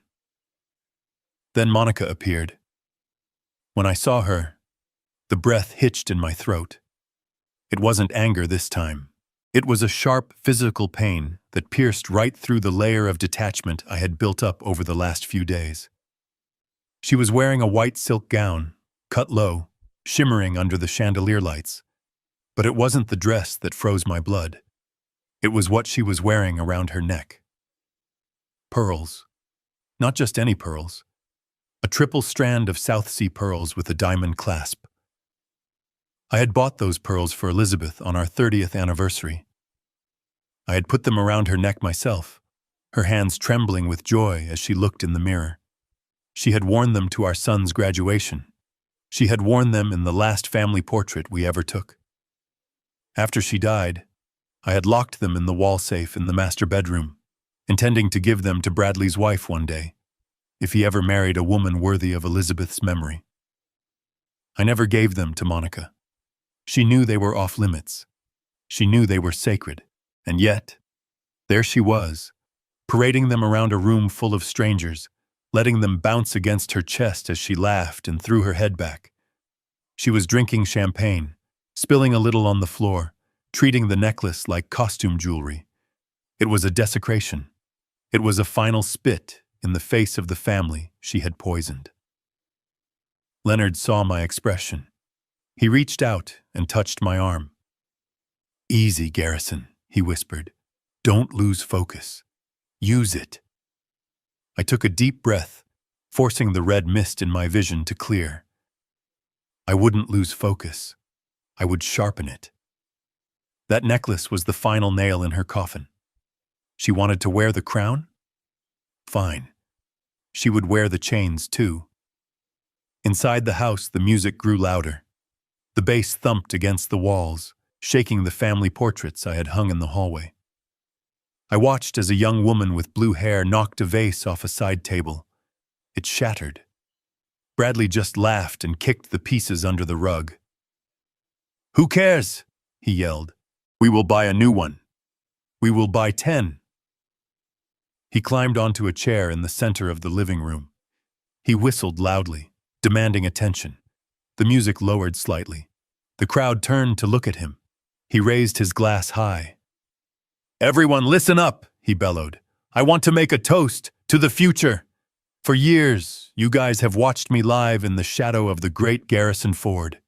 You watched me beg for scraps. You watched me wait my turn. Well, the waiting is over, the crowd cheered. Monica walked up to him, wrapping her arms around his leg, looking up at him like an adoring subject. My father, Bradley continued, putting on a mock sad face, isn't doing well. His mind, you know how it is. He is confused. He is lost. He signed everything over to us a few days ago because he knew deep down that he couldn't handle it anymore. He knew I was the better man. Laughter rippled through the room. So tonight isn't just a party, he shouted. It is a coronation. We are $80 million richer than we were on Monday. And we are just getting started. The room exploded in applause. Corks popped. People were chanting his name. Bradley, Bradley, Bradley. I watched him soak it in. He really believed it. He believed he had won because he was smarter, stronger, better. He didn't realize that the only reason he was standing on that chair was because I had built the floor beneath it, and I was about to pull the lever. Agent Miller's voice crackled in my earpiece. Mr. Ford, we are ready. The perimeter is secure. No one leaves. Do you want us to go in? No, I said into the microphone hidden in my lapel. Not yet. I am going in first. Alone. Leonard looked at me, alarmed. Garrison, that is dangerous. He is unstable. He might be armed. He is a coward, Leonard, I said, opening the door of the van. Cowards only bite when you aren't looking. I want him to look me in the eye when his world ends. I stepped out into the cool night air. The noise from the party drifted across the lawn. I straightened my jacket. I adjusted my cufflinks. I walked toward the house, not through the shadows, but right up the main driveway, under the glare of the security lights I had installed. The gravel crunched under my dress shoes. A few guests smoking outside near the fountain saw me approaching. They stopped talking. They squinted, trying to recognize the silver-haired man walking with such purpose. "Isn't that—" one of them whispered. I ignored them. I walked up the stone steps to the front door. The bouncer, a hired muscle I didn't recognize, put a hand out to stop me. "Private party, pal. Invitation only." I stopped and looked at him. I didn't raise my voice. I simply projected the authority that had once made CEOs crumble in boardrooms. "Get your hand off me," I said, "or you will be explaining to a judge why you assaulted the owner of this property." The bouncer hesitated. He looked at my face, then back at the door. He recognized me. His eyes went wide. He stepped back, lowering his head. "Mr. Ford, I didn't know." I pushed past him. I pushed open the double oak doors and stepped into the foyer. The noise was deafening. The smell of expensive perfume and marijuana hung heavy in the air. People were dancing in the hallway. A couple was making out on the stairs. I stood there for a moment, an island of stillness in a sea of chaos. Then, I walked into the ballroom. The DJ was spinning a heavy beat. Bradley was still on the chair, pouring champagne into the mouths of his friends. Monica was dancing on the table, the pearls bouncing, her laughter shrill. I didn't shout. I didn't have to. I simply walked to the DJ booth. The DJ, a kid with headphones around his neck, looked up at me, annoyed. "Hey man, back off the—" I reached out and pulled the power cord from the main amp. The music died instantly. The silence that followed hit the room like a physical blow. The sudden absence of sound left people disoriented. They stopped dancing. They looked around, confused. "Hey!" Bradley yelled from the center of the room. "Who turned off the music? Turn it back on!" He turned, looking for the source of the interruption. And then he saw me. I was standing by the DJ booth, bathed in the spotlight that was meant for him. I stood tall. I stood strong. I wasn't shaking. I wasn't confused. I looked directly at him. The glass of scotch slipped from Bradley's hand. It hit the floor and shattered, splashing amber liquid over his velvet shoes.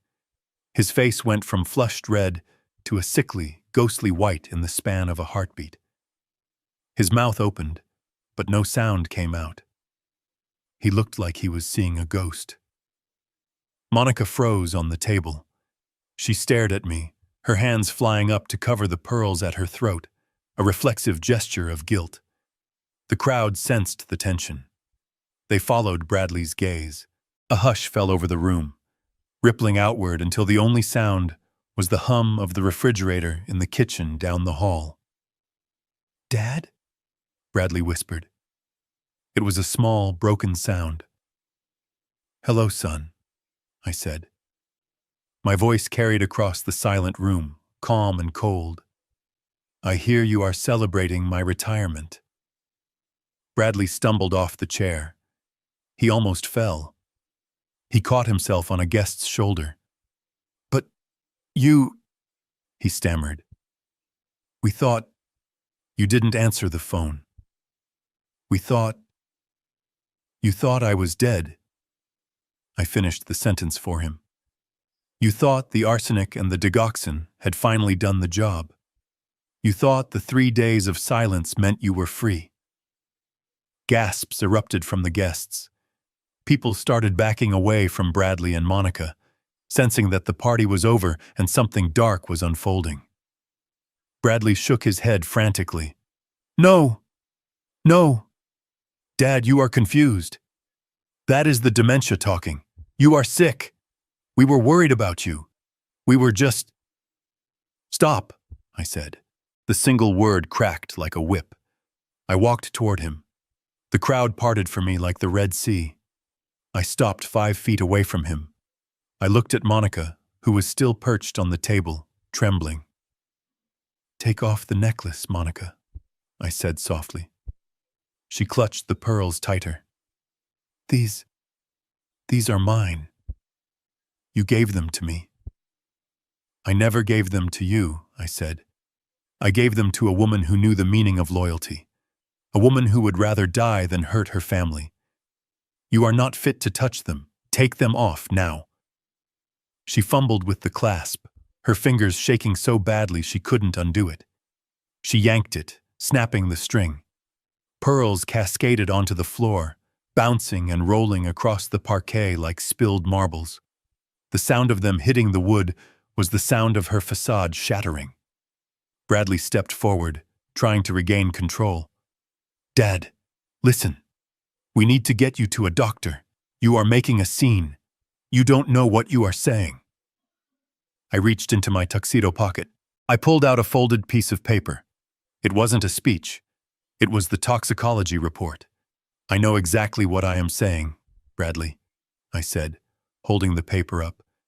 I know about the tea. I know about Dr. Thorne. I know about the forgery. And I know about the $80 million you transferred to Nevis 3 nights ago. Bradley's eyes bulged. He looked around at his friends, at the business partners who were now staring at him with horror. That is a lie, he screamed, his voice cracking. He is crazy. He is senile. Someone call security. Get him out of here. No one moved. The bouncers stood by the door, arms crossed. They worked for the house, and they knew who the master of the house was. You really thought you could kill me and take my life? I asked, taking a step closer. You thought I was just a doddering old man you could erase? I leaned in close, so only he could hear the next words. But in the silence, half the room heard them anyway. I built this empire by eating men like you for breakfast, Bradley. You didn't kill the shark. You just woke him up. Bradley looked at the door. He was calculating his odds. He was thinking about running. Don't bother, I said. Look outside. He turned to the window. Through the glass, the red and blue lights of police cruisers began to flash, silently at first, then accompanied by the wail of sirens that cut through the night air. The party is over, son, I said, and the bill has come due. The chaos in the ballroom was a living thing, a beast of confusion and murmurs that swirled around my son. He was standing there, his face pale, trying to explain away the police lights flashing through the sheer curtains, trying to tell his guests that it was just a misunderstanding, a prank, a mistake. He was desperate to hold on to the illusion of power for just a few seconds longer. He raised his hands, shouting for order, shouting for the DJ to bring the beat back, shouting that everything was under control. But I was done with illusions. It was time for the cold, hard reality to be projected 10 feet tall. I stood in the shadows of the doorway, unnoticed by the frantic crowd, and I touched the small Bluetooth transmitter in my pocket. It was the signal Leonard and the technical team were waiting for. The lights in the ballroom didn't just dim, they died. Total, absolute darkness swallowed the room. The sudden plunge into blackness silenced the crowd instantly. The screams of laughter and the clinking of glasses ceased. For a heartbeat, there was nothing but the sound of nervous breathing and the rustle of expensive fabrics. Then the massive projection screen that Bradley had set up to display a slideshow of his own vanity. Photos of his cars, his vacations, his success, flickered to life. But it wasn't a picture of Bradley smiling on a yacht. It was a grainy, high-definition video feed. The timestamp in the corner read 3 days ago. The setting was my private study. A collective gasp ripped through the room as the image sharpened. Everyone recognized the room. Everyone recognized the two people in it. The audio boomed through the concert-grade speakers Bradley had rented, clear and crisp, stripping away any ambiguity. "It is done," Monica's voice echoed through the dark ballroom. "I doubled the dose in his tea this morning." On the screen, the guests watched in horrified fascination as Monica held up a small glass vial. She swirled the liquid inside, catching the light. She looked demonic, her face twisted in a smile that was devoid of any humanity. "How long?" Bradley's voice asked from the speakers. It was the voice of a man impatient for his inheritance.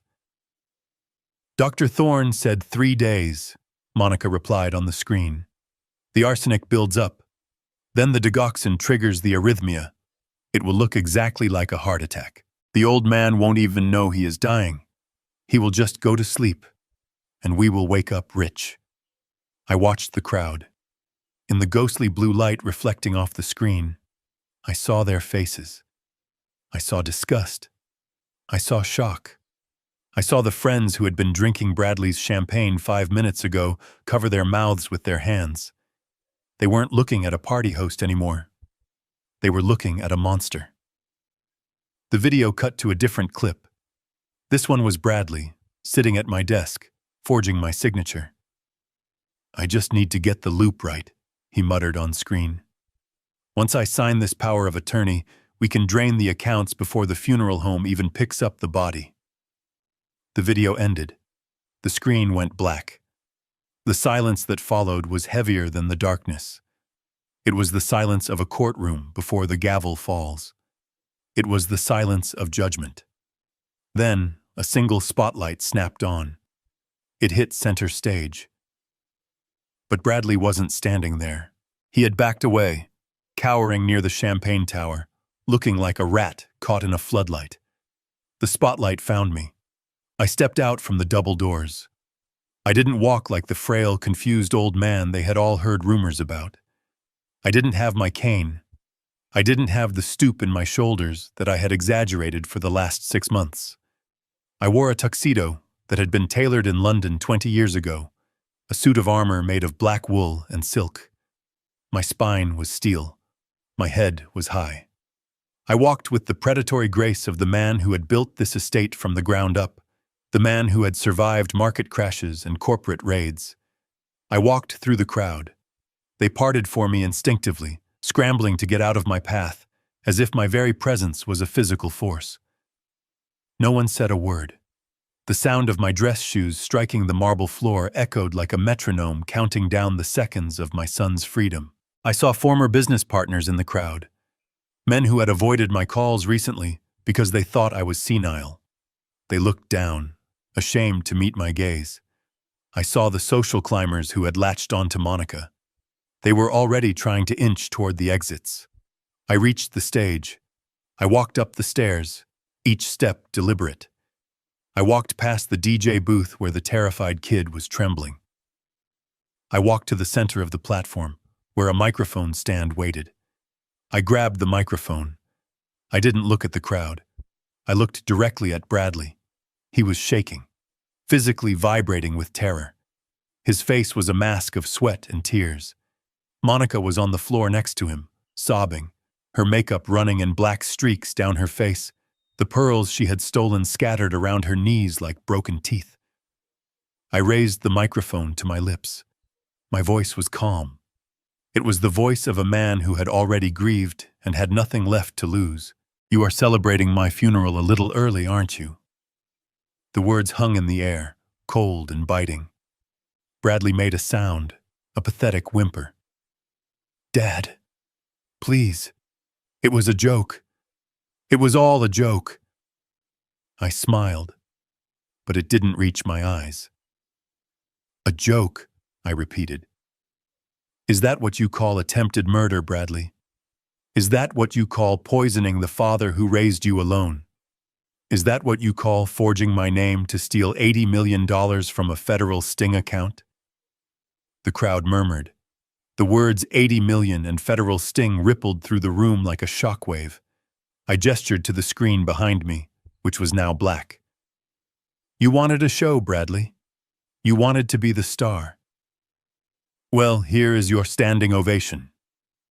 I looked out at the guests. Get out, I said. My voice wasn't loud, but it carried to the back of the room. This is not a party. This is a crime scene. And anyone who stays will be considered an accomplice. Pandemonium broke out. People began to run. The veneer of high society crumbled instantly as guests shoved each other to get to the doors. But the doors didn't open. The FBI agents who had been posing as security stepped forward, blocking the exits. Agent Miller walked onto the stage. He wasn't wearing a tuxedo. He was wearing his windbreaker with the bold yellow FBI letters on the back. Bradley Ford, he announced, his voice booming without a microphone.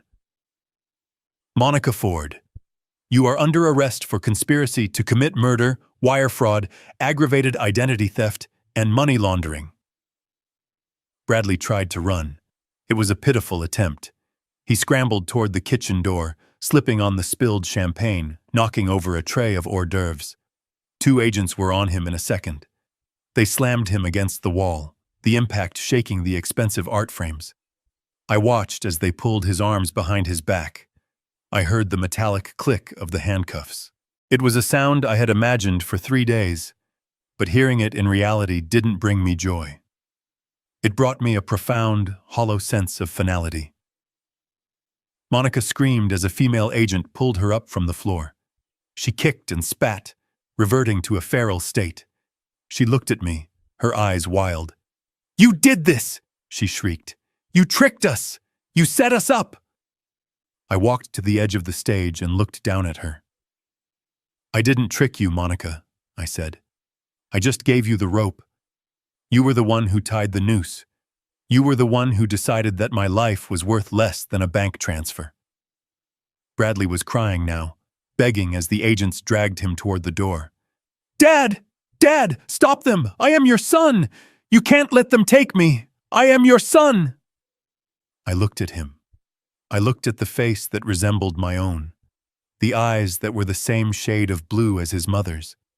I felt a phantom pain in my chest, the ghost of the love I once had for him. "I had a son," I said, my voice breaking for the first time. "He was a good boy.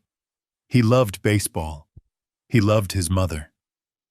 But that boy died a long time ago. I don't know who you are, but you are certainly not my son. You are just a thief who broke into my home." I turned my back on him. "Take them away," I said to Agent Miller. I stood on the stage as the room emptied. I stood there as my son was dragged out of the house he grew up in, screaming my name. I stood there as the guests were questioned and released, filing out into the night with their heads down, terrified of the scandal that would be all over the news by morning. I was left alone in the wreckage of the party. The floor was sticky with champagne. The flowers were trampled. The air smelled of sweat and fear. Leonard walked up to the stage. He looked tired. "Are you okay, Garrison?" he asked. I looked around the empty ballroom. I looked at the screen where the evidence of my murder had played. "No, Leonard," I said. "I am not okay. I just sent my only child to prison for the rest of his life." I walked down the stairs. I picked up a single pearl from the floor. It was cold and hard in my hand. "But I am alive," I whispered. "And for tonight, that has to be enough." I walked toward the front door, stepping over the debris of the celebration that never happened. I needed fresh air. I needed to wash the smell of this house off my skin. I walked out into the night, past the police cars, past the flashing lights. I looked up at the stars. They were the same stars I had looked at when I was a young man, full of ambition and hope. I was old now. I was alone, but I was free. And as the sirens faded into the distance, carrying the poison out of my life, I took the first deep, clean breath I had taken in 6 months. The shark was still swimming, and the ocean was wide open. The silence that had fallen over the ballroom was brittle, a sheet of glass waiting to be shattered. And my son was the hammer. He stared at me, his chest heaving, his eyes darting from my face to the toxicology report in my hand, and then to the faces of the guests who were now looking at Hitsaman with a mixture of horror and morbid curiosity. The reality of his situation was crashing down on him, stripping away the veneer of the confident air and revealing the terrified, cornered animal underneath. He realized there was no talking his way out of this. There was no charm offensive that could undo the video footage or the chemical facts in my hand. He snapped. It was a guttural, primal sound that ripped from his throat, a scream of pure, impotent rage. He didn't run away. He ran at me. "You are lying," he shrieked, lunging forward with his hands curled into claws. He wanted to hurt me. He wanted to silence the voice that was dismantling his life. He scrambled up the stairs of the stage, his movements clumsy and frantic. I didn't move. I didn't flinch. I didn't even raise a hand to defend myself. I didn't have to. 2 shadows detached themselves from the darkness on either side of the stage. My personal security detail, men who had been with me for a decade, stepped into the light. One of them, a massive former linebacker named Marcus, simply extended an arm. It was a casual motion, almost bored, but it met Bradley's chest with the force of a concrete wall. Bradley hit the arm and crumbled. The air left his lungs in a wheezing gasp. Marcus didn't strike him. He just held him there, pinned against the invisible barrier of his own inadequacy. Bradley flailed, swinging wild punches that hit nothing but air, screaming obscenities that echoed off the vaulted ceiling. It was pathetic. It was the tantrum of a child who had been told it was bedtime, except this child was 32 years old and had tried to commit patricide. I looked down at him. I felt no anger. I felt no fear. I felt only a profound, exhausting pity. "Let him go," I said to Marcus. Marcus stepped back. Bradley collapsed onto his knees, gasping for breath, looking up at me with eyes full of hate. I turned back to the crowd. I needed to finish this. I needed to make sure that when these people left this house, there would be no whispers, no rumors, only the cold, hard truth. I signaled to the technician in the booth. The screen behind me changed. The video of the poisoning disappeared, replaced by a static image. It was a screenshot of a bank transfer log. The crowd squinted against the glare. They were wealthy people. They understood money. They understood wire transfers. And they understood what they were looking at. "Ladies and gentlemen," I said, my voice steady and amplified through the speakers, "what you are seeing behind me is a record of a transaction that occurred 3 nights ago. My son and his wife, believing I was incapacitated in a hotel room, used stolen credentials to access what they thought was a hidden offshore account. I walked over to Bradley, who was still kneeling, and pointed the microphone at him like an accusation. He transferred $80 million, I continued. He thought he was stealing my retirement fund. He thought he was securing his future. But in his haste and in his greed, he failed to realize one crucial detail about the account he accessed." I paused, letting the tension build. Monica scrambled to her feet. She looked disheveled, her expensive dress torn at the hem, her face a mask of defiance. She pointed a shaking finger at me. "We have the money," she screamed. Her voice was shrill, bordering on hysterical. "It is in our account in Nevis. I saw the confirmation. It cleared. You can't take it back. It is ours. Even if we go to jail, we will come out rich. We won. She looked around the room, desperate for validation. Tell him, Bradley, she yelled at her husband. Tell him the money is safe. Bradley looked up, a glimmer of hope returning to his eyes. She is right, he spat, wiping blood from his lip where he had bitten it. The transfer went through. We moved it to a non-extradition bank. You can't touch it. You can arrest us, but you can't touch the money. I looked at them both and I laughed. It was a dry, humorless sound.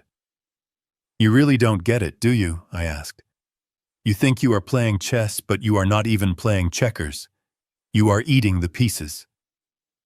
I turned back to the screen. Next slide, I commanded. The image changed. It was no longer a bank statement. It was a formal letter from the United States Department of the Treasury, dated 5 years ago.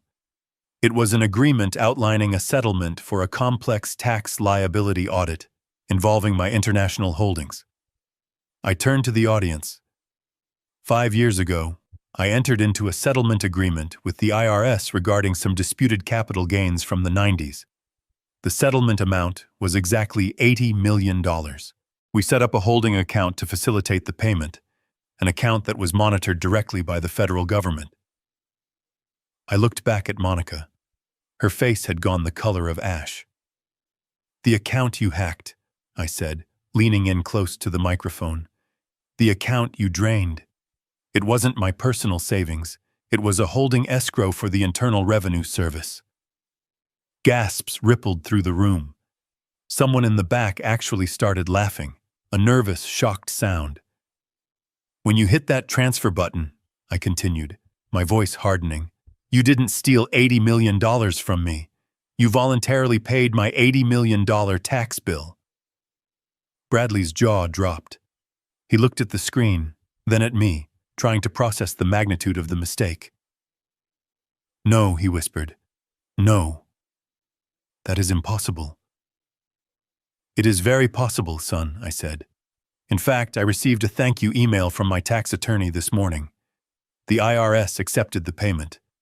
The debt is cleared, and because the funds came from an account linked to your identity through the wire fraud you committed, the government now considers that payment final. I took a step closer to Monica. So thank you, my dear daughter-in-law. You wanted my money. Instead, you just became the most generous donor to the United States Treasury in the history of this family. You are not rich, you are broke, and you just settled all my debts for me. Monica let out a scream that sounded less like a human voice and more like a steam whistle. She lunged at Bradley, hitting him in the chest. You idiot! She screamed. You told me it was a secret slush fund. You told me it was untraceable. You gave them everything. Bradley pushed her away, looking at his hands as if they were covered in blood.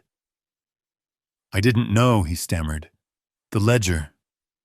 The red book. It said Cayman Holdings. I shook my head. You read the title, Bradley. You never read the fine print. That has always been your problem. I wasn't done. I had one more card to play. One final twist of the knife to ensure that they had absolutely nowhere to run. I pulled a folded document from my tuxedo pocket. And there is one last thing, I said. The room went silent again. Even Monica stopped screaming. You keep shouting about this house, I said, gesturing to the grand ballroom, the chandeliers, the marble floors. You keep telling people to get out of your house. You keep talking about your inheritance. I unfolded the paper. It was a deed of sale. I sold this estate at 9 o'clock this morning, I announced. Bradley looked up, his eyes bulging. What? You can't. The trust. I dissolved the trust 3 days ago when I proved you were trying to kill me, I interrupted. And this morning, I signed the closing papers with a developer from the city. He is planning to turn this land into a public park and a community center for at-risk youth. I held up the paper for everyone to see. This property no longer belongs to the Ford family. It belongs to the state of New York. which means, technically speaking, every single person in this room is currently trespassing. But more importantly, it means that you, Bradley, and you, Monica, are breaking and entering. I looked at the guests. If I were you, I would leave. The new owner is very strict about liability. That was the breaking point. The revelation that the money was gone, that the house was sold, that the party was a lie, was too much. The crowd turned on them. The friends who had been drinking their champagne started booing. Someone threw a glass. It shattered near Monica's feet. "You are a loser, Bradley," someone shouted from the back. "You tried to kill your dad for nothing," another voice yelled. Bradley stood there in the center of the ruin of his life. He looked small. He looked broken. He looked at me, pleading. "Dad, where am I supposed to go? You sold the house. You gave away the money. Where do I go?" I looked at him. I remembered the little boy who used to crawl into my bed during thunderstorms. I killed that memory right there and then. "You are going to prison, son," I said. "And the good news is, rent is free." I turned to Agent Miller, who had been watching the entire exchange from the side of the stage. "They are all yours, Agent." Miller signaled his team. 4 agents moved in, their movements crisp and professional. They grabbed Bradley and Monica. This time, there was no fight left in them. They were limp, defeated by the sheer weight of their own stupidity. As they were dragged past me, Monica looked up. Her mascara was running, her hair was a mess. She looked at me with pure venom. "I hope you rot," she hissed. I smiled. I leaned down and whispered in her ear. "I plan on living a very long time, Monica. My heart is stronger than you think, especially now that I have removed the poison." I watched them get dragged out the double doors, into the flashing red and blue lights of the night. The crowd parted to let them through, filming them with their phones, live streaming their downfall to the world. I stood alone on the stage. The house was sold. My son was gone. My debts were paid. I had burned it all down. And as I looked out at the empty, silent ballroom, I realized something. I had never felt richer. The red and blue lights of the police cruisers strobed against the high ceiling of the ballroom, turning the crystal chandeliers into disorienting, flashing sirens of judgment. The party was gone. The music was dead. The only sounds left in the cavernous room were the squawking of police radios and the heavy rhythmic breathing of my son as he was pressed face first into the cold marble floor by 2 federal agents. I stood near the grand staircase, watching the scene unfold with a detachment that surprised even me. For years, I had worried about Bradley. I had worried about his grades, his reckless driving, his gambling debts. I had spent nights pacing the floor, wondering if I would get a call from a hospital or a precinct telling me he had hurt himself. Now, looking at him pinned to the ground, his tuxedo jacket torn at the shoulder, his expensive velvet loafers kicked off in the struggle, I realized I had stopped worrying. The anxiety was gone, replaced by the numb certainty of a surgeon who has just cut out a gangrenous limb. Agent Miller stood over him, reading him his rights. "You have the right to remain silent. Anything you say can and will be used against you in a court of law." Bradley wasn't remaining silent. He was sobbing into the floor, a muffled, pathetic sound that grated on my nerves. "Dad," he wailed. "Dad, please. Tell them it was a mistake. Tell them I didn't mean it. We can fix this. I will sign the money back. I will do anything." I didn't answer. I didn't even look at him. I looked at Monica. She was being held by a female agent near the ruins of the Champagne Tower. She wasn't crying. She was snarling. The mask of the loving daughter-in-law, the mask of the sophisticated socialite, had completely dissolved. In its place was the face of a cornered rat. She was spitting insults at the agents, threatening to sue them, claiming she knew senators and judges who would have their badges by morning. Leonard Katz stepped into the center of the room. He looked like an undertaker in his dark suit, holding a leather legal folio with the reverence of a priest holding a Bible. He adjusted his glasses and looked down at the two prisoners. "Save your breath, Mrs. Ford," Leonard said, his voice cutting through her screeching like a razor. "You are going to need it for the interrogation room."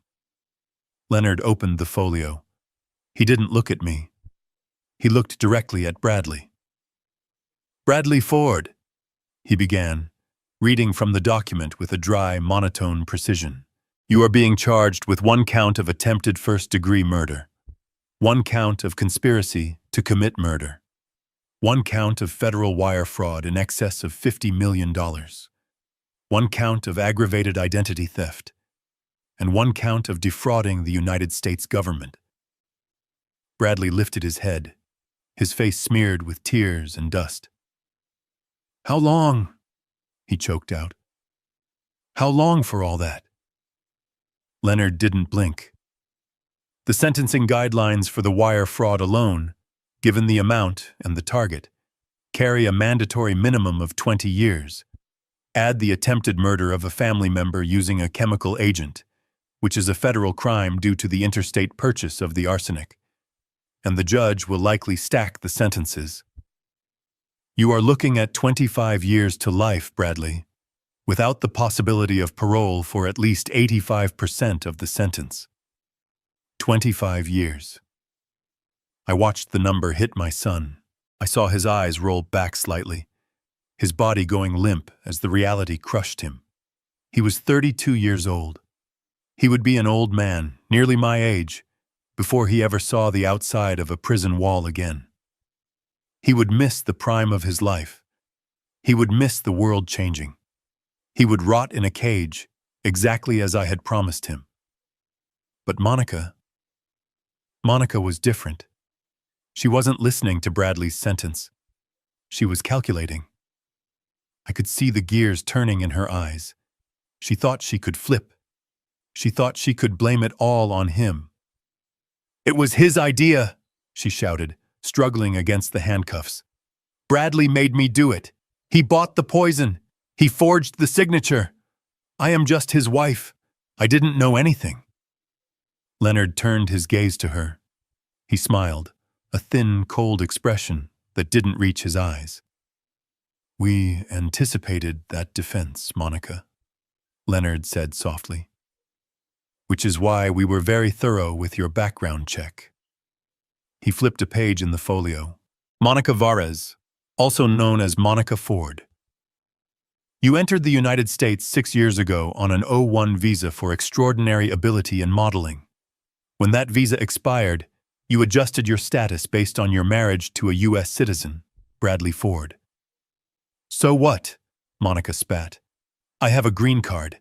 I am a resident. You can't touch me." "Actually," Leonard corrected her, his voice dropping an octave, becoming dangerous. "Your permanent residency is conditional. It is contingent on good moral character and the validity of your marriage. By conspiring to murder your husband's father to steal his estate, you have committed a crime of moral turpitude under immigration law." Monica stopped struggling. She went very still. "Furthermore," Leonard continued, enjoying every syllable, "since you have not yet naturalized as a citizen, a conviction for an aggravated felony, which attempted murder certainly is, triggers an automatic deportation order." "Deportation," she whispered. The word hung in the air, terrified and small. "Yes," Leonard said, closing the folio with a snap. "You won't be going to a regular federal prison, Monica. You will serve your time, likely 15 years as an accomplice. And the moment your sentence ends, you will be placed in ICE custody and put on a plane back to your country of origin. You will be stripped of your residency. You will be stripped of your assets. And you will be permanently barred from ever re-entering the United States." "No," Monica gasped. "You can't. I have nothing there. My family, I haven't spoken to them in years. I can't go back." "You should have thought of that before you poured arsenic into a teacup, Mrs. Ford," Leonard said, turning his back on her. The agents hauled them up. It was time to go. I turned away. I couldn't watch them walk out the door. I walked toward the French doors that led to the terrace.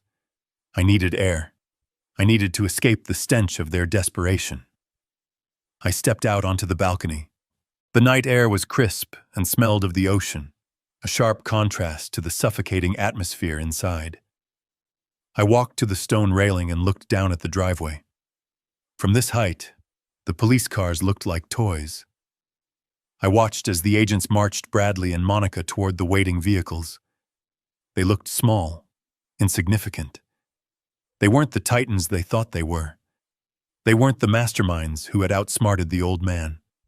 They were just two greedy children who had reached for the sun and burned their hands to ash. I saw Bradley stop at the door of the police cruiser. He looked up. He scanned the facade of the house, looking for me. I stepped forward into the light, letting him see me one last time. He froze.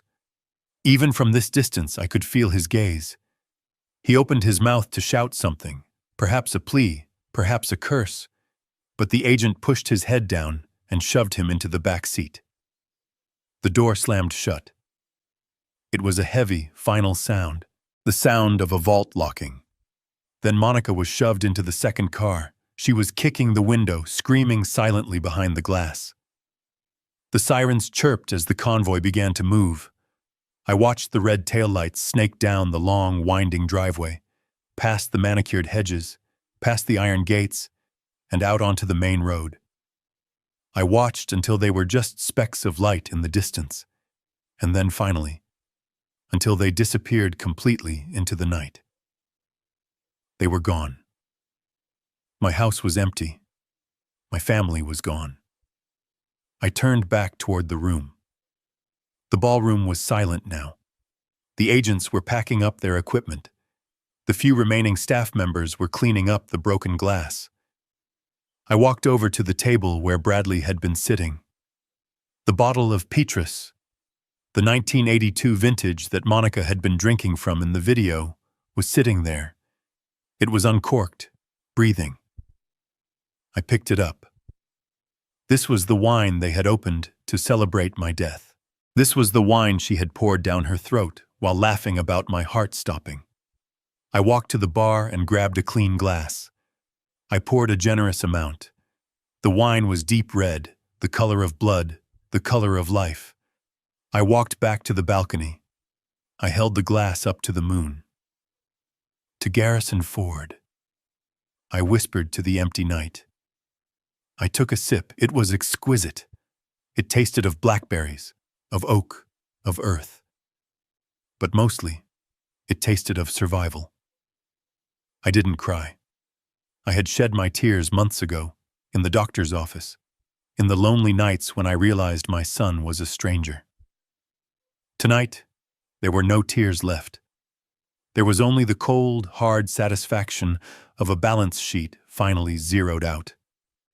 I finished the glass and set it down on the stone railing. Tomorrow, the real work would begin. I had a house to empty. I had a foundation to build. I had a life to reclaim. But for tonight, I was just a man standing on a balcony, breathing air that didn't taste of poison. I turned my back on the driveway and walked back inside. I didn't look back. There was nothing behind me worth looking at. The future was the only thing that mattered now. And for the first time in a long time, the future belonged entirely to me. The Miami sun is a different kind of beast than the cold gray light of New York. It does not hide anything. It burns clean. I stood on the terrace of my new penthouse overlooking Biscayne Bay, watching the white yachts cut through the turquoise water. The air smelled of salt and jasmine, a stark contrast to the scent of old money and hidden rot that had permeated my life in the Hamptons. It has been exactly 1 year since the night the lights went out in the ballroom. 1 year since I watched the flashing red and blue lights carry my past away into the darkness. I turned back to the living room. It was modern, open, filled with light and art that I had chosen for myself, not for an investment portfolio. There were no dark corners here, no hidden cameras, no panic rooms. I didn't need them anymore. The only things I kept from my old life were the toxicology report, framed on my office wall as a reminder of what blind trust can cost, and the people who actually mattered. Rosa came out of the kitchen carrying a tray of iced tea. She was humming a song in Spanish, a sound that used to be terrified and quiet in my old house, but was now vibrant and full of life. She set the tray down on the glass table where her son, 10-year-old Mateo, was staring intensely at a chessboard. "Mr. Ford," Rosa said, smiling at me, "you are going to let him win today, right? It is his birthday." I walked over and sat opposite the boy. I looked at the board. Mateo was in a tight spot. His king was cornered, but he had a knight in a position that could turn the tide if he saw it. "In this house, Rosa," I said, looking at Mateo, "we do not give gifts that are not earned. Victory has no flavor if it is handed to you on a silver platter. So, right, Mateo?" Mateo looked up, his dark eyes serious. "Right, Mr. Garrison. I have to beat you for real." I smiled. That is my boy. I watched him think. He was smart, sharper than Bradley ever was at that age. I was paying for his private school now. I had set up a trust fund for his college, not a trust he could access to buy sports cars, but one that would pay for books, tuition, and travel. I was investing in his mind, not his entitlement. As he moved his bishop, my mind drifted back to the letter I had received yesterday. It was from the Federal Correctional Institution in Otisville. The return address was simply Inmate 74921. Bradley. I hadn't opened it. I didn't need to. I knew what it said. The first few letters were angry, full of blame and threats. Then came the bargaining, the promises to change, the pleas for money to pay for protection inside.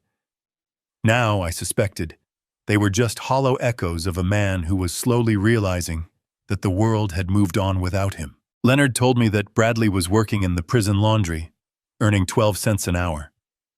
It would take him 400 million years to earn back what he had tried to steal in 4 minutes. And Monica. She was gone. Deported 3 months ago after her plea deal fell apart. Last I heard, she was back in her hometown, working in a retail store, telling anyone who would listen that she used to be a queen in New York. They probably laughed at her. Mateo moved his knight. "Check," he said confidently. I looked down. It was a bold move, a trap. He was baiting me to take his queen so he could flank me with his rook. I chuckled. "Very good, Mateo. You are learning the most important lesson. Sacrifice. You have to be willing to lose something valuable to win the war." I moved my king out of danger. I sipped the iced tea. It was sweet, cold, and safe. Every time I drank tea now, I took a moment to appreciate the absence of the metallic taste of arsenic. I had spent 6 months in chelation therapy, flushing the poison out of my system. My heart had recovered mostly. The arrhythmia was gone, though the scar tissue remained. But I wore those scars like medals. They were proof that I had survived the assassin who lived in my guest room. Rosa sat down on the sofa nearby, picking up a book. We were a strange family. An old white billionaire, a Mexican housekeeper, and her son. We didn't share blood. We didn't share a last name. But we shared something far stronger. We shared respect. Rosa had saved my life with a single text message. She had risked her job, her safety, her son's future, just to warn me. That was worth more than all the DNA in the world. People always say that blood is thicker than water. They say family comes first. They are wrong. Blood is just biology. It is an accident of birth. You don't choose your parents, and you don't choose your children. But loyalty. Loyalty is a choice. It is a deliberate, conscious act of devotion. It is standing by someone when it is dangerous, not just when it is profitable. I looked at Matteo. He was biting his lip, calculating his next move. He wasn't thinking about how much money I had. He wasn't thinking about when I would die so he could take my watch. He was just thinking about the game. He respected the rules. I reached out and moved my rook, putting pressure on his defense. "You know, Matteo," I said softly, "my son used to play chess with me, but he never wanted to learn the strategy. He just wanted to knock over the king and declare himself the winner. He thought the rules didn't apply to him." Matteo looked up. "Where is he now, Mr. Garrison?" "He is in a place where there are only rules," I said. "A place where he has a lot of time to think about the difference between being a king and being a pawn." I leaned back. The ocean breeze blew through the open doors, rustling the curtains. I felt a sense of peace that I had never found in the boardroom or the trading floor. I had sold the Hamptons estate to the state, just as I promised. They broke ground last week on the Ford Community Center. It would serve thousands of kids like Matteo, giving them a chance at a future. My legacy wasn't going to be a dynasty of spoiled heirs. It was going to be a foundation of hope. And the $80 million, the money Bradley had tried to steal. The IRS had been confused at first, but once the dust settled, they applied the credit to my future tax liabilities for the next decade. In a way, Bradley had done me a favor.